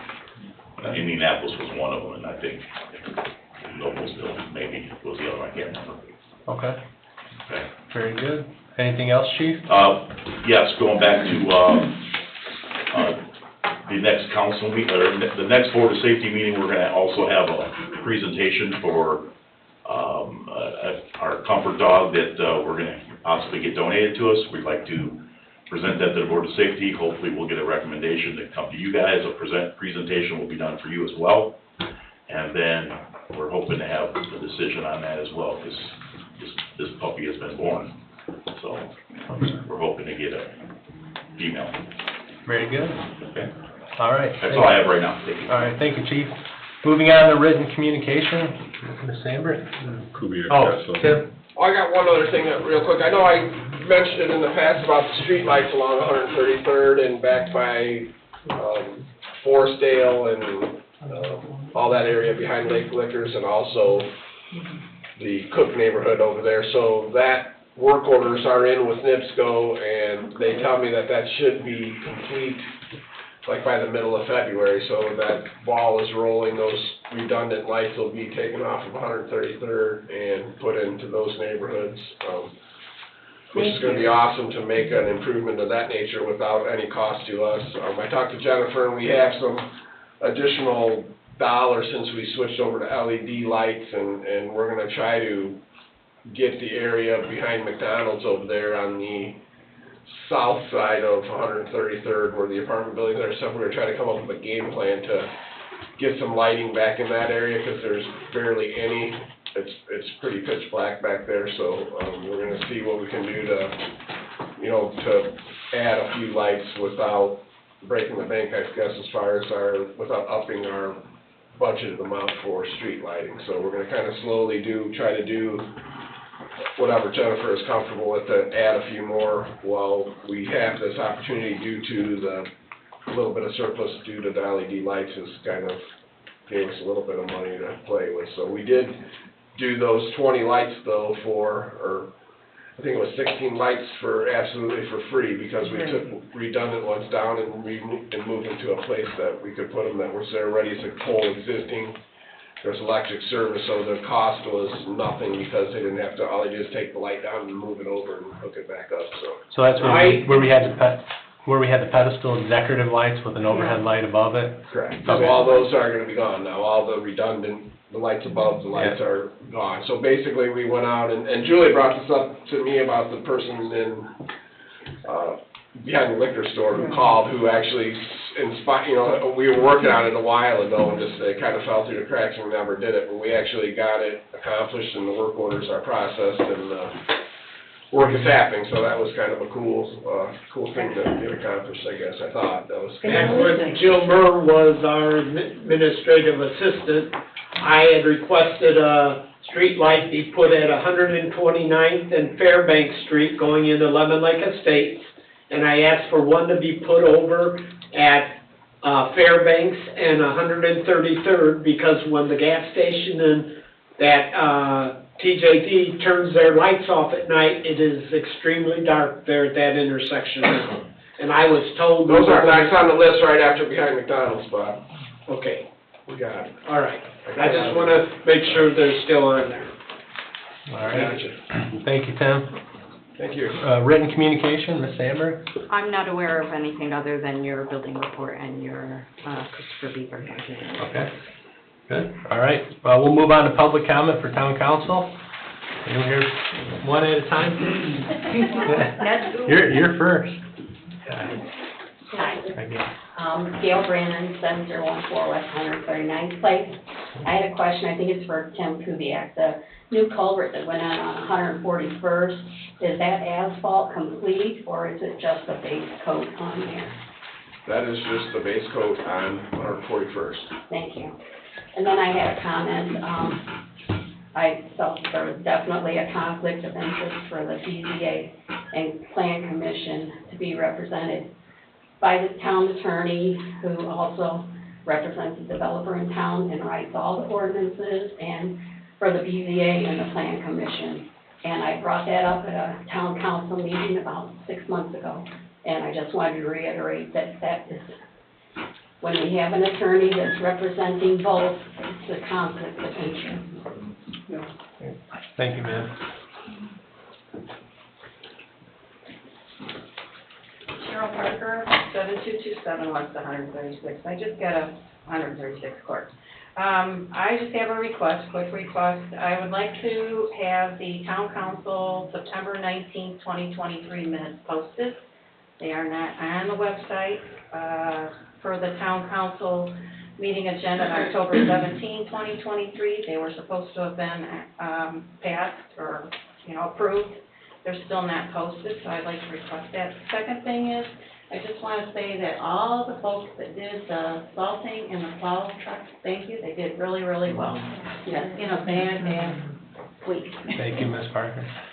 Right down those days. Good, Jennifer, she's right, I noticed that they were missing too, and I keep forgetting to bring that up. All right, I'll check with Margaret, because traditionally I send them out to you all, and once you approve them, it's my understanding that the next day she uploads them to the website, so I'll check with her tomorrow. Okay. Because I don't have access to the website. Okay, all right, thank you.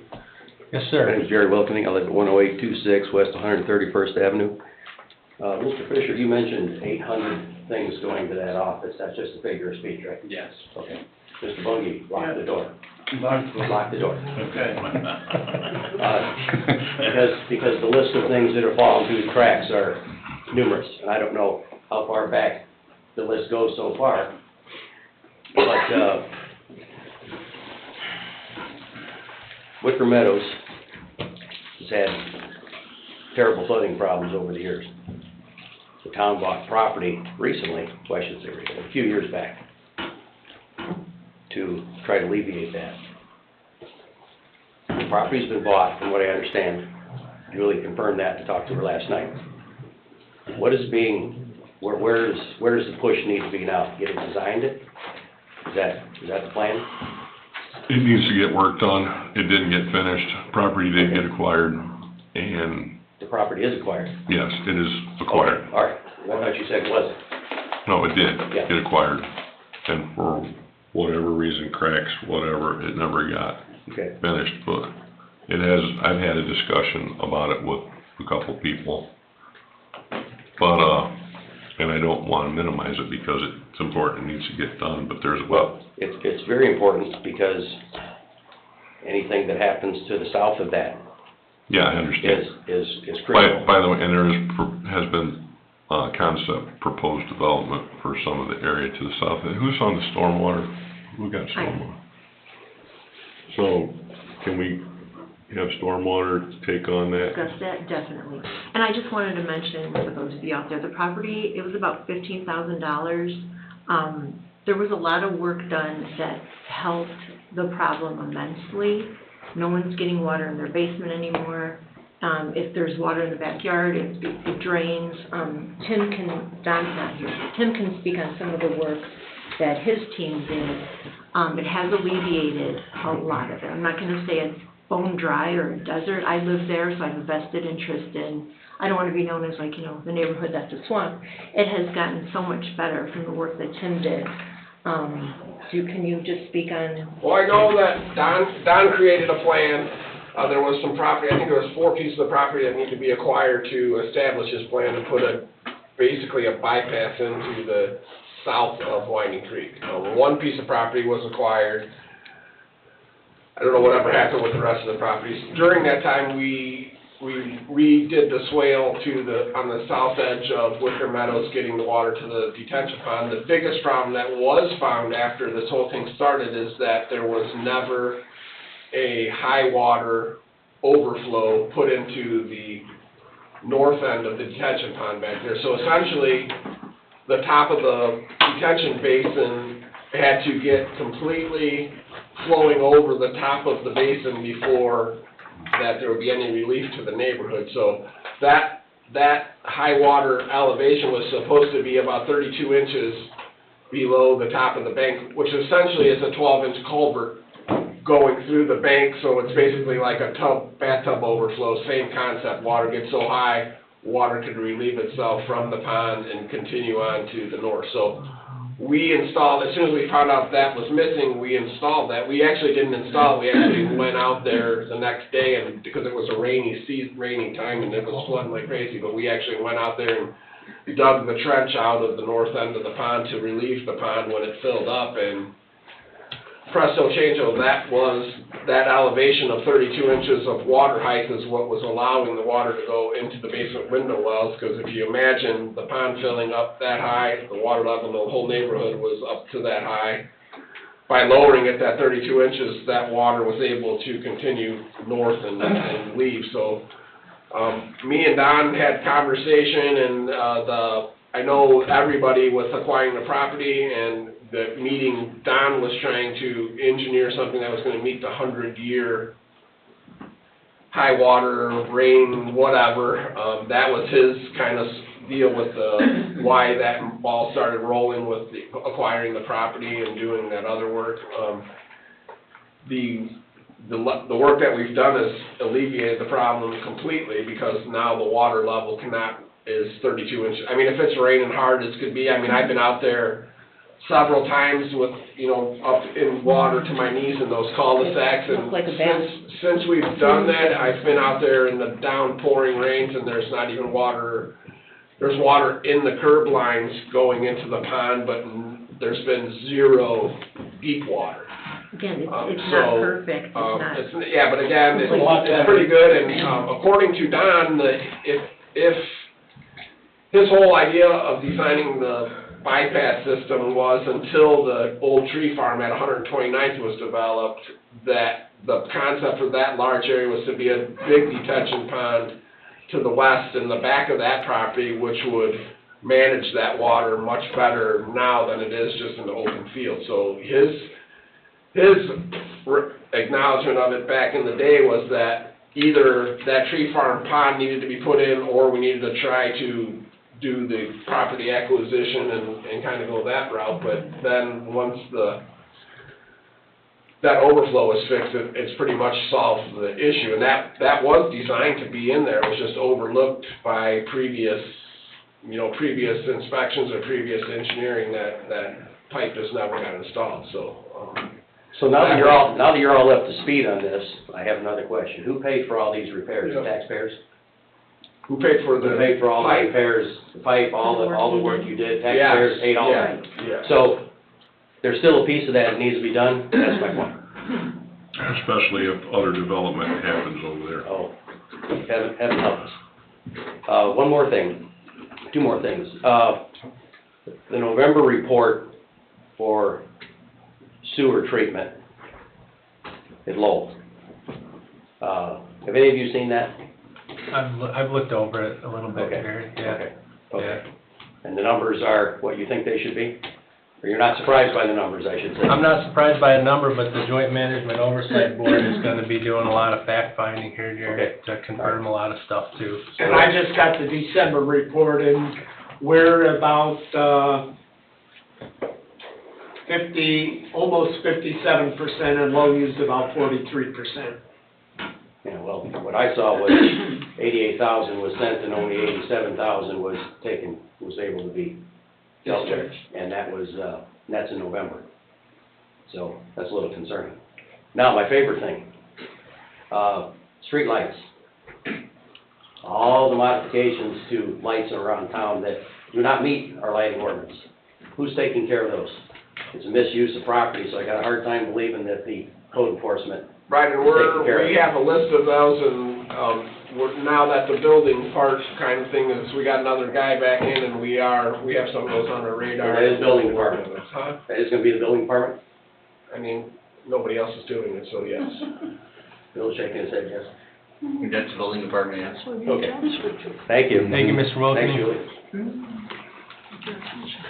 Just to add to that, Jerry, we've been having a lot of engineering meetings lately and trying to decipher a lot of Things that have fallen through the cracks? things that are potential catastrophes. So, I don't want to even know how long the list is. Ms. Roberts, please come on up. It's my turn? Absolutely. Can be. Yeah.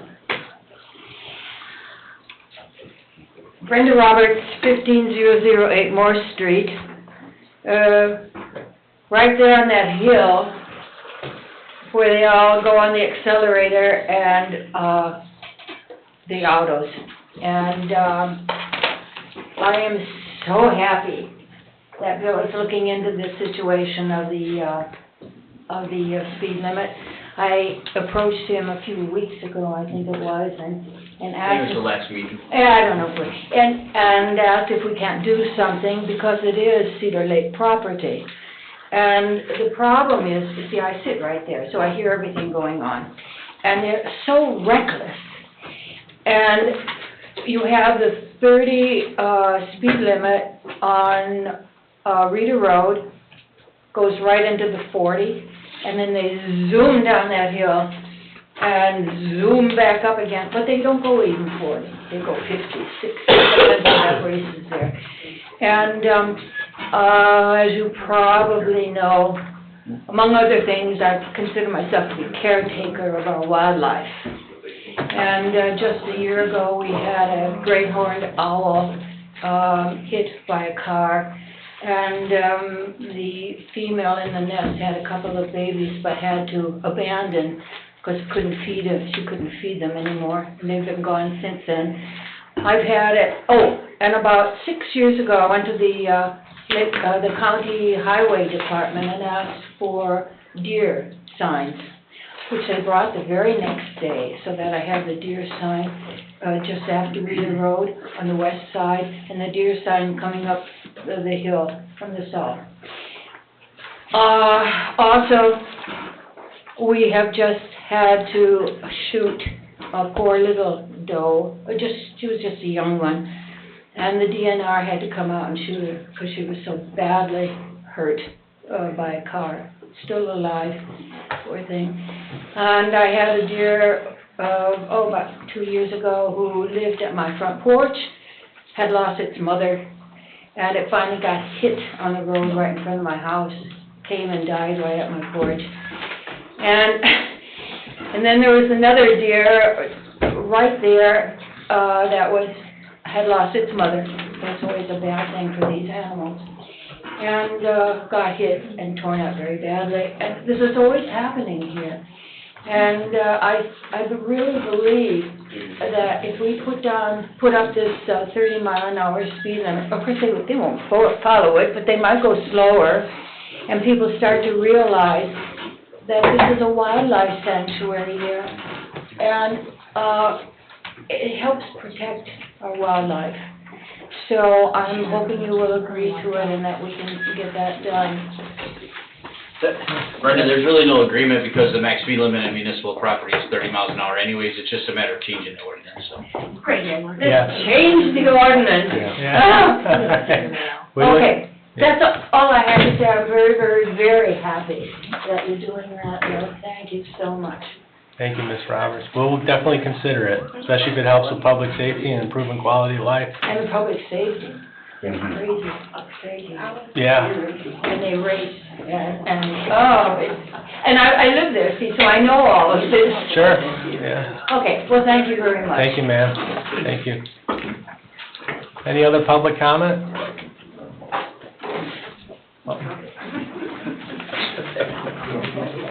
Robert Buda from 11524 West 119th Avenue. I'd like to ask about the Black Falcon license plate cameras that are in town. I know two of them, one on 133rd, an entrance from the east side of Cedar Lake, and there's one on the top of Klein Avenue at north of the lake. Who approved the cameras? Was it this board, the police department? I know there's two of them. They're $2,500 to $3,000 a month monthly fee, which is about $72,000 a year in rental. I'm not sure how many more cameras there are. That's not the price. Okay. The cameras capture the data on all cars 24 hours a day, capture license plates, color, make of every vehicle coming and going through the town. What's the town's position on the storage of the data? How many months it's held? I know that I talked to the installer of the camera. He said, well, a lot of people have problems with this. They said, well, usually they pay for 30 days of storage, but there's towns around the states that have 2 or 3 years of paid data storage on all the vehicles that come and go. What's the town's position on the data storage of all of its residents in the town? I think it's a violation of our privacy of all the residents here. The Flock company can use this data at its will. So we supply and pay the company for the data we could use. The police officers can use the data for cars coming in that might be bad guys driving in town, and you'll be alerted to bad guys coming to our town. But that company, Flock, can use all of the data it captures for whatever it wants to without our consultation. I'm not sure I agree with that. I feel like the town is sold out to a large data capture company, and we don't fully understand what the data is used for. I know it could be used for bad guys coming through town, but what's the other data used for? Our license plates, make and models of our car, where we go from one place to another camera, and it's hooked up also to people's voluntary Ring doorbells.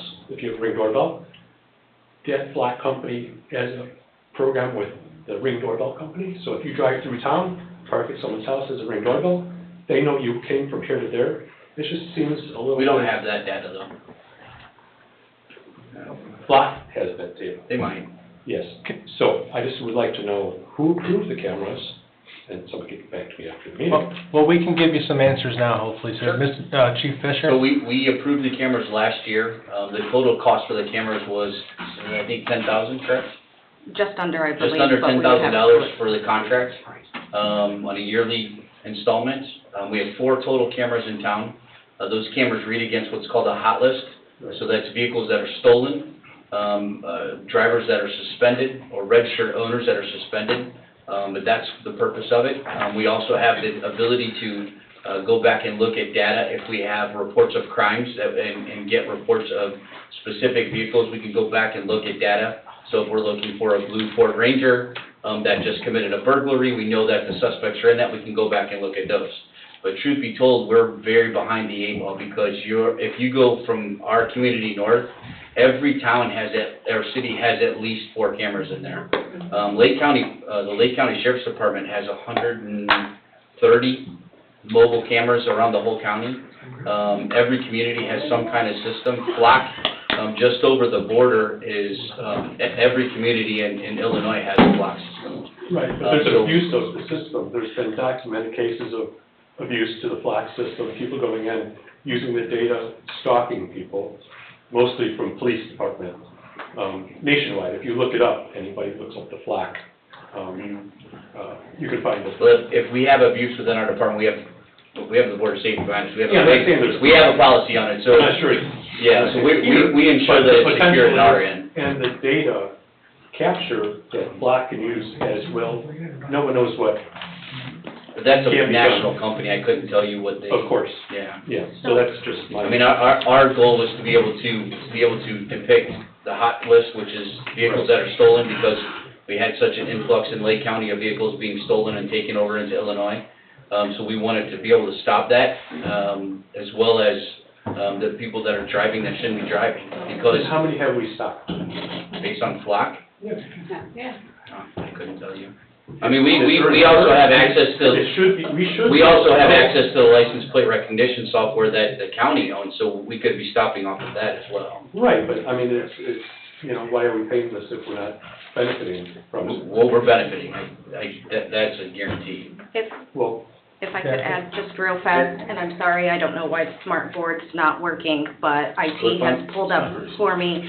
If you go to the town's website and you go to departments, police department is first, and you click on that, and just underneath there is the automatic license plate reader transparency portal, and it'll take you to all the information on Cedar Lake, Indiana PD, and the transparency portal related to how Cedar Lake uses the Flock system technology.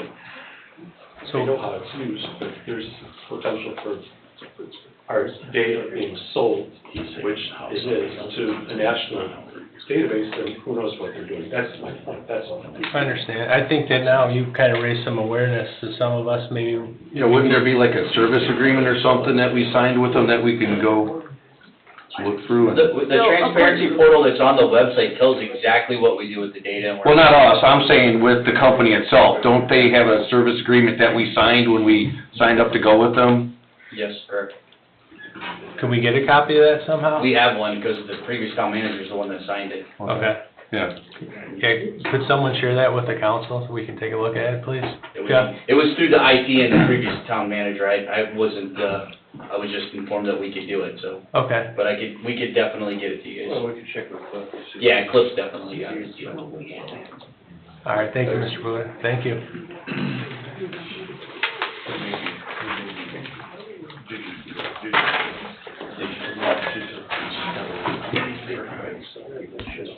Good evening.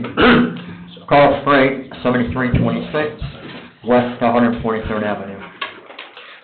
Couple of things, but prior to my beginning, Tim, you mentioned you had trouble with the bottom of the storage tanks for your asphalt material utilized. I'm familiar with that process. I've been involved in many years. Oh. Do you have a recirculation rate on that or not? Yes. A dual, singular, with a rising suction, or do you know?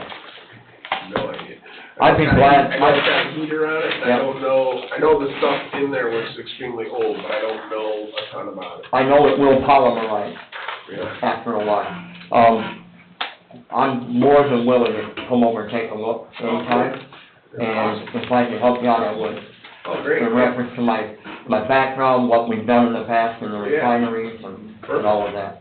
Oh, great, yeah, I'd like to take you up on that, Carl, for sure, because I know previous people, you know, I mean, we've had quite a turnover at the Public Works, and we know that that stuff was old and we needed to start over, but that's where we're at, so we don't, I mean, but anything you could do to help would be much appreciated, for Give me a sure. holler. Yeah, for sure. I'm pretty free. Great, thank you. All right. The other issue I wanted to bring up, had to do with the transfer of funds from the wastewater treatment, over to the dredging project. That was done back in September. $4.4 million were transferred from the wastewater treatment over to the dredging project. Now, as part of that transfer, that went into the non-reverting fund, is that correct? Yes, sir. All right. I went, after I had a discussion a few weeks ago, I went into the State Board of Accounts audit. I read all 42 pages of the account. I went through all the line items on the budget. I went through the State Board of Accounts rules and regulations on transfers, what we can and cannot do. We were audited. State Board of Accounts sent a letter of request to the town attorney to justify that transfer. The response on that transfer was nothing more than a rehash to go back and look at the ordinance that was passed over and over and over, and the last ordinance was number 1149. And all that did is go back to the original ordinance, which says any money in the wastewater treatment fund can only be utilized for repairs, expansion, or service. It cannot be utilized as a slush fund to be transferred from one to a dredging project that is not of benefit to the wastewater treatment facility. So my question here is, and I have a number of Indiana codes that I can cite if you'd like me to, I'd be more than glad to. I won't do it. Later on in the year, in December, the town council slid a little piece of paper into one of their minutes, and it indicated that the wastewater special treatment fund historically has been utilized as a shortfall in funding for the Eco Lake Restoration Project. It is anticipated that the funds will be used for West Side interceptor phase projects, and future bond issuance will help offset the cost.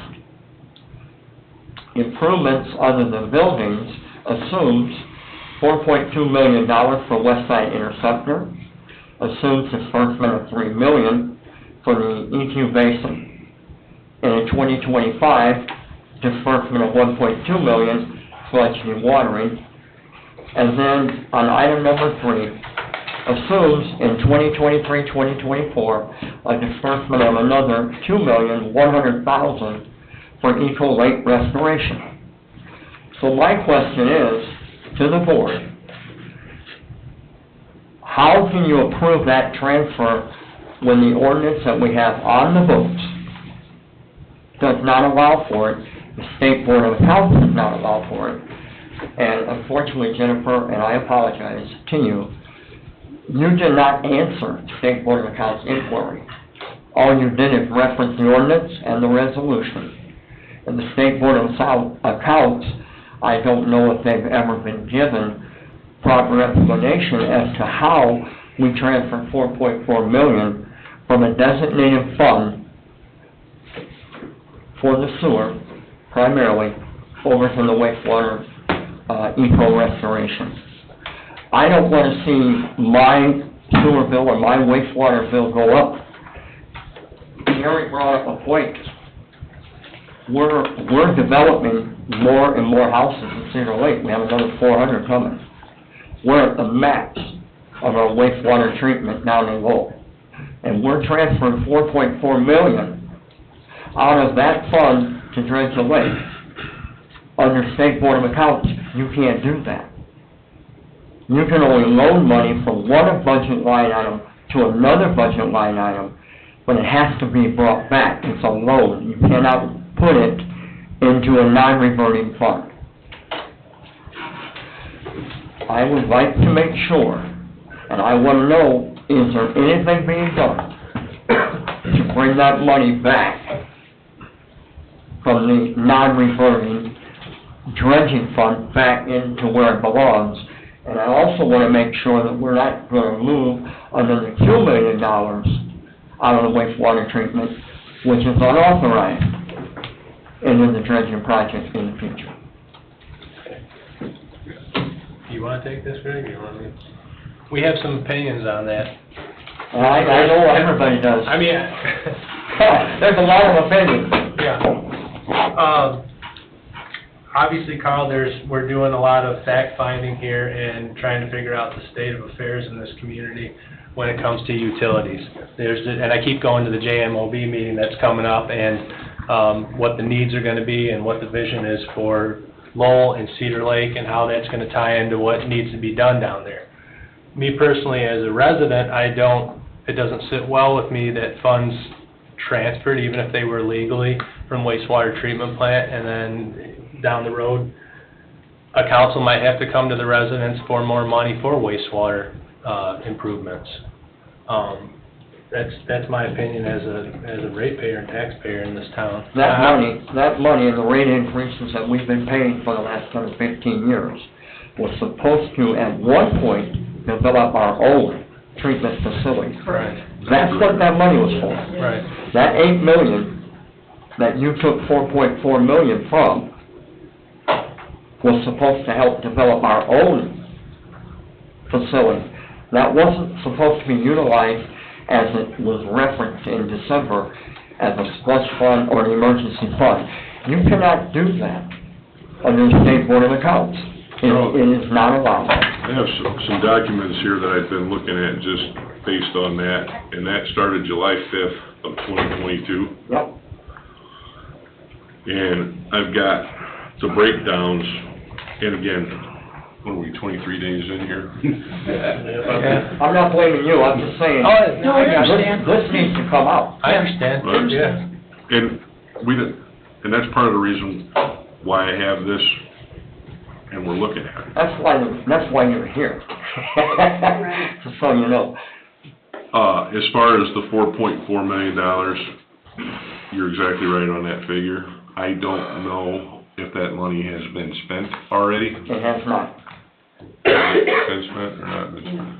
Because we still had the donations that we received related to that. Currently, Fund 807, as of today's date, because I just ran this report, has a balance of, I take that back, after the most recent one, some of it has been spent. I'd have to go back and see what that last pay request approved for the dredging project. Fund 807, as of today, has a $3,244,995.28 balance. That's your balance now, right? Yes, sir, as of today's date. But that's not all potentially wastewater money, that there was other monies dedicated to that as well, correct? Yeah, there was 600 from the DNR and 300 from the, Save the Lake. Well, the DNR, that one is over a period of time. We recently received the first $150,000 reimbursement back from the LAIR grant, but it is my understanding that that has to be applied for annually, or every couple of years. I'm not really sure how that grant works. It's a four-year program, has to be reapplied every year.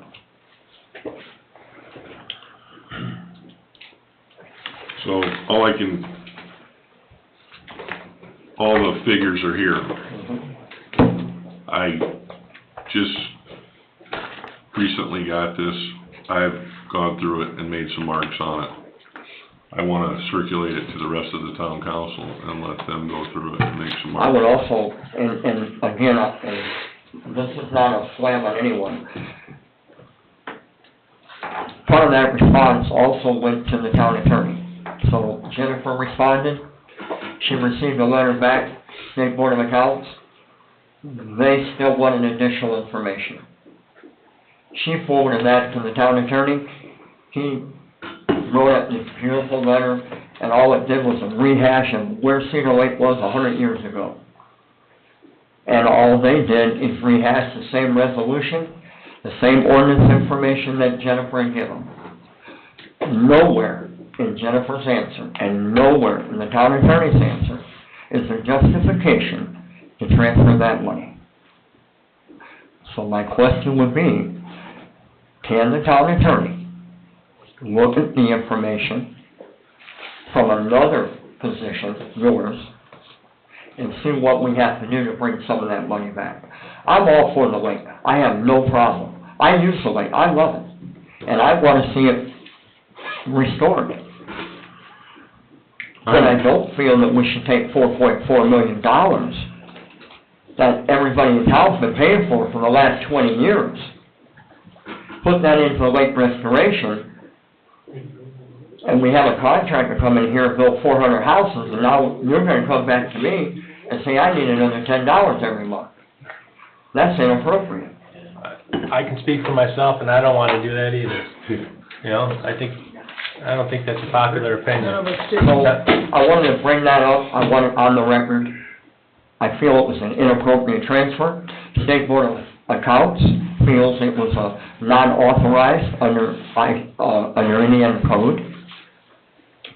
And so therefore, I feel we need to look into it and see what can be done to bring some of that back. And we need to make sure the wastewater treatment fund is not a rainy day slush fund. That isn't what it was developed back in 1970. Okay? Thank you, Carl. Thank Thank you. you. Thank you, Carl.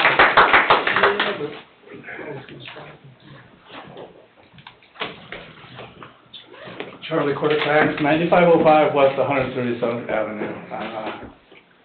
Interesting discussion tonight. I hear, just listening, that there's always tools that we can use to our advantage to catch criminals, but it's a double-edged sword. It can go against our constitutional rights for protection. So, I don't know if there's a way to dump data monthly on non-offenders or, you know, so they don't have access to non-offender data, because everybody's being recorded on the cameras, yeah. And is there some sort of a report that can be generated from the police department to the council for public information on, we detected 5 stolen cars this month, or this year, or apprehended people driving without driver's license, so we can sort of see the money that we're spending per year and the effect that it's having on deterring criminal activity through our town. You'd like to see the result of what? Right, the money we're spending. Chief? I'll find out tomorrow. Yep. And also, you know, with what Carl said, Let's say yes.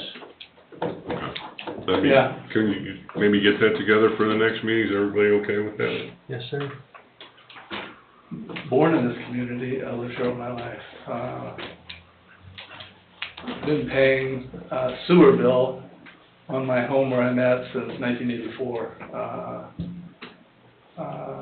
Was present at the meeting that they had with Rich for the joint wastewater meeting that they had here. Last one was July. Right, we talked to Dave in the parking lot, and I brought up to him about the ordinance to increase the rate. And the reason for the rate increase was for us to eventually build our new plant. So those residents that have lived here a long time like me, and Carl, I guess, have been paying over and over and over and over and over and over for a new plant on the horizon someplace. Is there any way that the clerk treasurer could, issue a report for public knowledge to the town council that shows, because it was kept separate, treatment water and the rate increase for new plant. How much funds have been taken in since the time of the ordinance till now, and how that money was invested, and how that grew, so residents have an idea of, I started paying here, it went into the savings account, we'll call it, it was invested, and this is what we had from that point till now. Is it possible to generate that report? So, That increase was started back in 1999.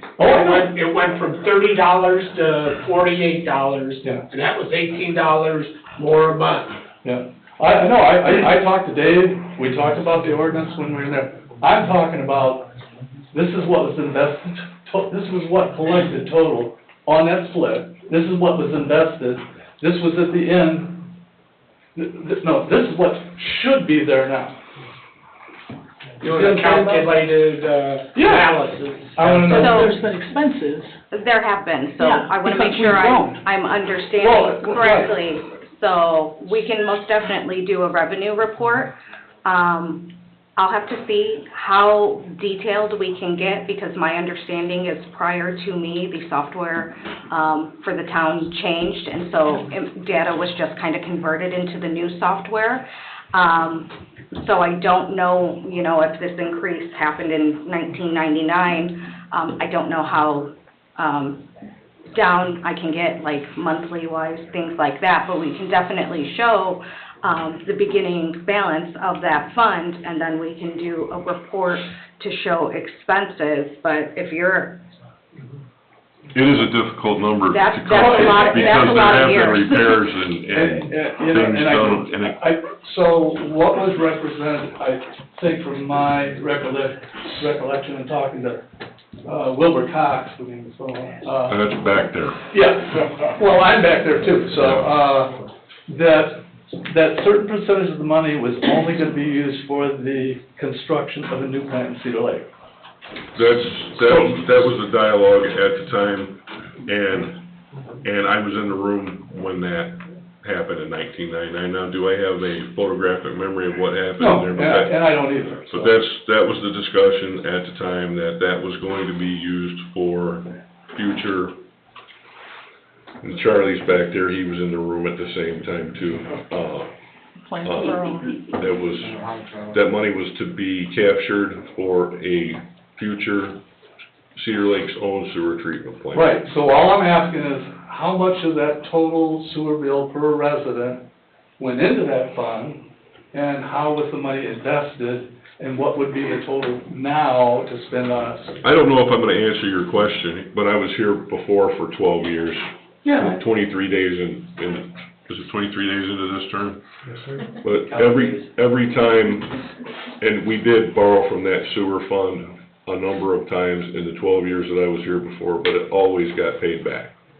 If there was and Jennifer can attest to this, or a shortfall emergency situation or something to that effect, as far as I know, it was borrowed from, as I reported at the last meeting, specifically with the transfer we do from the wastewater township fund to the 2017 A, B, and C bonds in order to make that debt service.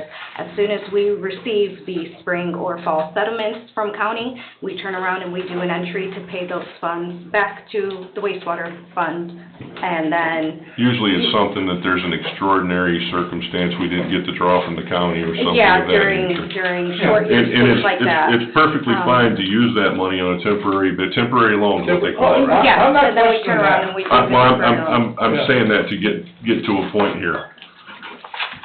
This July 5th, 2022 meeting, when this, and it was done in a public meeting, and this documents that decision was made in a public meeting. That's the first time since I've been following politics in this time that sewer wastewater money got used for something other than the sewer utility. Well, it could also be used when they lined pipes and things of that nature, repairs. Interceptors. So Interceptors. I can speak to that a little bit. In the times that I've been clerk treasurer, that fund has been used for each time Tim and his staff have updated lift stations. Each time, I'm sorry, not each time, a couple, what was it, 2-3 years ago when we did the in situ form here on the east side and the manhole rehabilitation, that fund was used for that. When there's capital projects at the wastewater treatment plant that we are in partnership with, that fund is used for those capital. The flume, and I'm looking at Charlie, because I always need help with this stuff, because he goes back a little further than I do. But, there's a catch basin to hold extra, that was constructed with some of that money too, correct, at the flume? That's 15 million gallons. 15 million. The first is 3 million that gets filled up, and then 12 more, and that's controlled by Lowell. So, I guess where I'm trying to get to with you though, Charlie, is to calculate the numbers that was collected and add the new construction as it came on, and system development fees and all the things that went into that, and take out the expansion and repairs that have been made over the years. I don't know, I mean, it might take 6 months. So I guess all I'm saying is, when you create an ordinance. It wouldn't be a full information because I don't know whether or not, I don't know what that. And I don't know if I've it would never be an looked at accurate those number. Prior years to me. But If we can- did it. And I'm if you wanna go back I'm to not, 20 years I'm not ago. diminishing your request or your concern. I'm just saying, when you create an ordinance and take more money from a resident, and you say, this is for the construction of a new plant in Cedar Lake, so we have our own, that the residents have an expectation. I agree. And then when there's no money there over this amount of time to really construct a new plant, that's an unmet expectation. And it's like, why? So I get that there are expenses, you know, I started a business in 2004 and ran it till 2012 when I shut it down and retired. I understand, you're not telling me anything new that I haven't experienced myself as a business owner.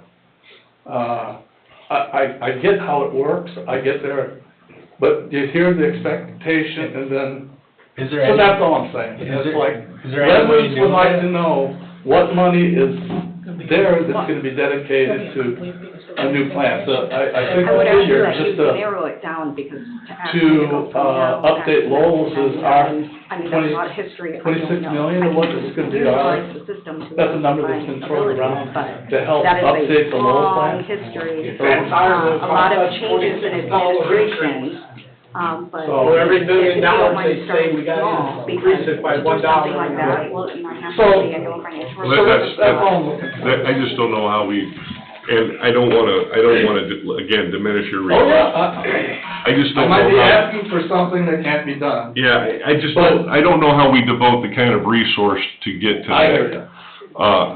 The best thing that I can tell you though is this is the first time, in my view, that anything like that has ever happened. Yeah. You know, from a citizen point of view, I'm not sure that it was the right thing to do. So from what Carl said, if we could just put the money back that was supposed to be there, we have a problem. The money went to a non-reverting fund. I understand, So I don't know how that. but some of it sounds like about half. Well, we have a project that needs to still be paid for. This project's not paid for in full, correct? No, the contract still remains, so if you were. I don't know if to this will help you or you'd have not, to you didn't find another- solicit it, but I'm gonna ask Jen anyway. How much money do we have in the sewer fund right now, do you know? So the wastewater township special fund, as of today's date, has a cash balance of, and this is just wastewater township special, it has just over 1.9 million remaining in it. So there's $1.9 million. There's no other monies anywhere else that's dedicated to wastewater. Well, wastewater has an operating fund, wastewater also has a development fund, and that is where those SBCs go into. But the wastewater township special fund, that is specifically the transfer of the excess monies that, So 1.9 million is in there? is the current cash balance, And yeah. 4.4 million was committed to the eco restoration. Now, and Mary Jo just kind of alluded to this, and I'm not sure, because there's gonna have to be some difficult decisions made here that nobody's gonna wanna make. We have a contract Exactly. with a company that has to If be. you break it. That has to be fulfilled. Yeah. And, I don't know what to do with this particular situation. I can, and I'm not gonna pass the buck here. Right. There's people here that had nothing to do with it and still have, and I know that the citizens have expectations, and somebody should try to answer that at some point. Yeah. But tonight, I don't have an answer. So I just wanna say thank you, I wouldn't wanna be sitting where you're sitting. Ryan, can you guys look in to see if there's a way to break that contract and put that money back into the sewer funds? You wanna break the dredging contract? Yeah. I mean, if that's what you want us to look at in doing, I mean, breaching a contract generally isn't the best advice. Yeah, I don't think that's can't sit here and that sounds like a think that- knee-jerk reaction, but, you know, again, thank you, And I'm saying that, Charlie, because this isn't the only Right. financial Oh, no, issue. this is just one thing in the many things that you guys gotta deal with. I understand it, and just, again, thank you that we're talking about it. It's not gone away in the public side, and it's not gone away in this council Yeah, side either. so again, thank you guys, you guys are doing a good job. Again, thanks that we're at least talking about it. Thanks for recognizing it and validating it, so. Thank you for coming. You guys are doing a good job. Thank you, Charlie. Any other public comment?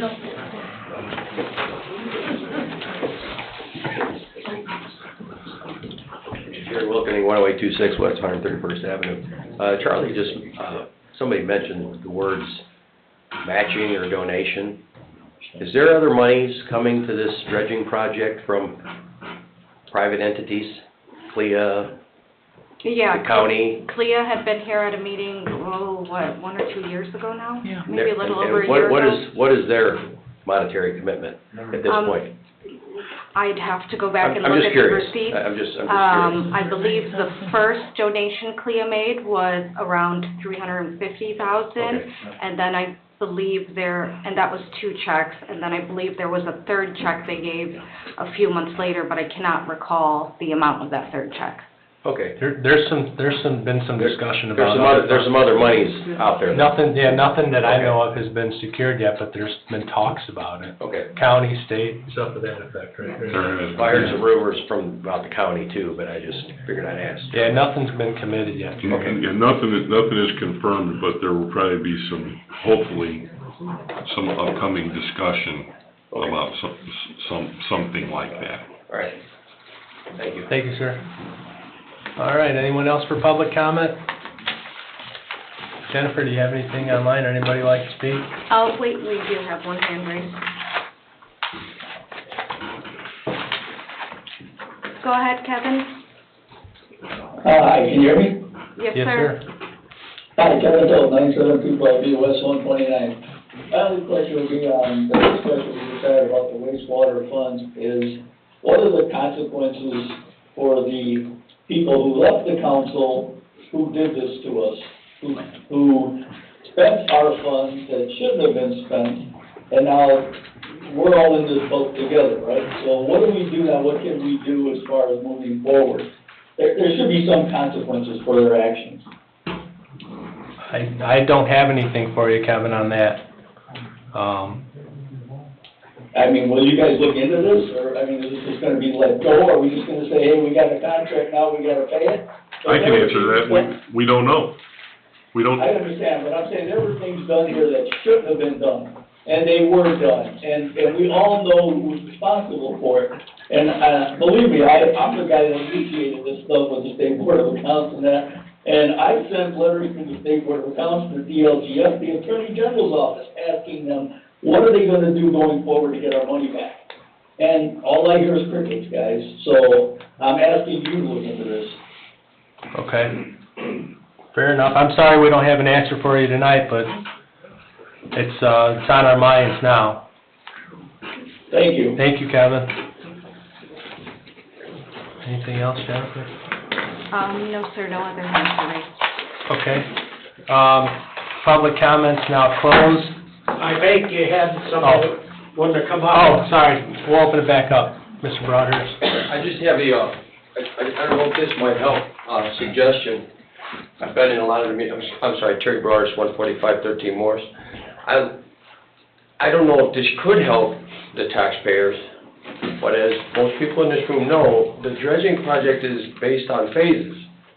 Now, before I finish that point, I would like to say I believe wholeheartedly if we looked at the contract hard enough, we probably could find a 30-day window to get out of any contract as a government. I'm almost positive of that. In fact, any good lawyer would probably say, yeah, we should be able to pull it off. Secondly, going back to the dredging, based that it's in a phased project, right? I think we just had the first one and partial 2 phases done this summer, or at least the first phase was done this summer. So with all these questions that have been risen, and not just tonight, but in many meetings prior, is it possible that maybe without canceling out the contract, maybe we could postpone the next phase and do a little more studying on first and foremost the money. And secondly, you know, I think to myself, now I haven't been here long and I haven't been paying taxes near as long as all you people here and all the folks sitting behind me. But I also know that 75% of the sewer payments that come into that department probably don't use the lake that much. And the people that do use the lake are probably weekenders and vacation homeowners and rich people that can afford to live on the lake now.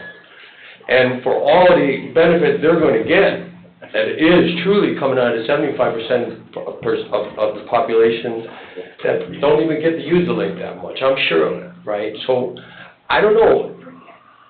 I think maybe slowing it down, maybe taking a deeper look at it, because that's a lot of money. I mean, I haven't paid that much. I do have a water bill. I do pay in the water. I don't use the pipe. I just pay for the trap on that I remain. I think I pay $65 with the stormwater, and that's just to have a pipe underground that I don't even use. Never argued about it, never questioned it.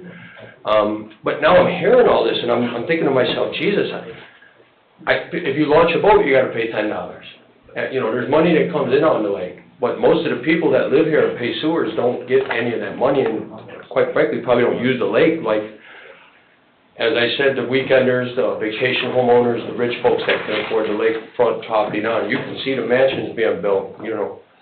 That's going to make it harder and harder and harder for the smaller cottages to remain. So when you take that much money out of the sewers, that they're on the oldest system. Don't forget, those old cottages on that east side, they're on the oldest system, right? And you lose $4.4 million from a sewer fund, that's a lot of money. And then I just would like to follow up on a couple other comments from the board. There is upgrade maintenance and ongoing maintenance, and that usually comes out of the operational funds, right? And I think Jennifer hit on it pretty well, that other fund was designed, I'm guessing, to set aside money and create for that expansion. Well, if you used all that going out for the lake dredge, I can't imagine why people wouldn't be so upset. I'm just hoping to have offered up a couple of suggestions, maybe looking at the phase situation, maybe coming in the spring next year. Maybe it's a good time to say, you know what, we're going to either hold back, or if you don't like holding back, maybe we go in a different direction. Hopefully calm minds and good decisions will rise to the occasion here. I mean, that's a lot of discussion we're having on this one thing over the last couple of meetings, right? So probably good, though. Can I ask you a question? Sure. There was a time not too long ago where you and Rich Steele would probably be, if anybody was here, it would probably be you and him. I probably have the notes in my folder behind me. So, this thing was done in a public meeting on July 5th, 2022. Do you remember it? Were you here? I vaguely do remember when they passed it. I think Randy was sitting there. I think John was sitting there. No, I'm sorry. Julie was sitting there. John was sitting there. I vaguely remember. I could go to my notes and get it for you right now, Greg. I probably have some sideline notes that I probably printed up with it. You're holding the same sheet I got. I got the whole thing, yeah. Listen, dredging the lake is great for the lake, for the recreational aspect of our town. But on the facts of the people that don't really use it that much and live so far off the lake, it's not their main focus, right? And it sounds like, according to some of you folks appointed, that decision was made and was a terrible decision from the beginning, and I'm hearing other people wanting to hold people accountable for it. So it's obviously a bad decision. I'm hoping that you guys maybe look at this, have the lawyers look at it, and again, I believe any governmental contract has a 30-day window to squash it. I could agree with you, had it not been started already, that But there now, was probably a 30-day maybe we window. could fall back on the phase thing, Rick. Maybe look into that phase thing. I hope and pray that maybe you guys can get a little help from that. Thank you. Thank you, Terry. Okay, last call for anybody, public comment? All right. Nobody else online, right, Jennifer? No hands are raised. Okay, public portion is now closed. This meeting is adjourned at 8:50 PM. Next meeting is Tuesday, February 6th, 2024 at 7 PM. Immediately following this meeting, we're gonna have a quick Board of Finance meeting.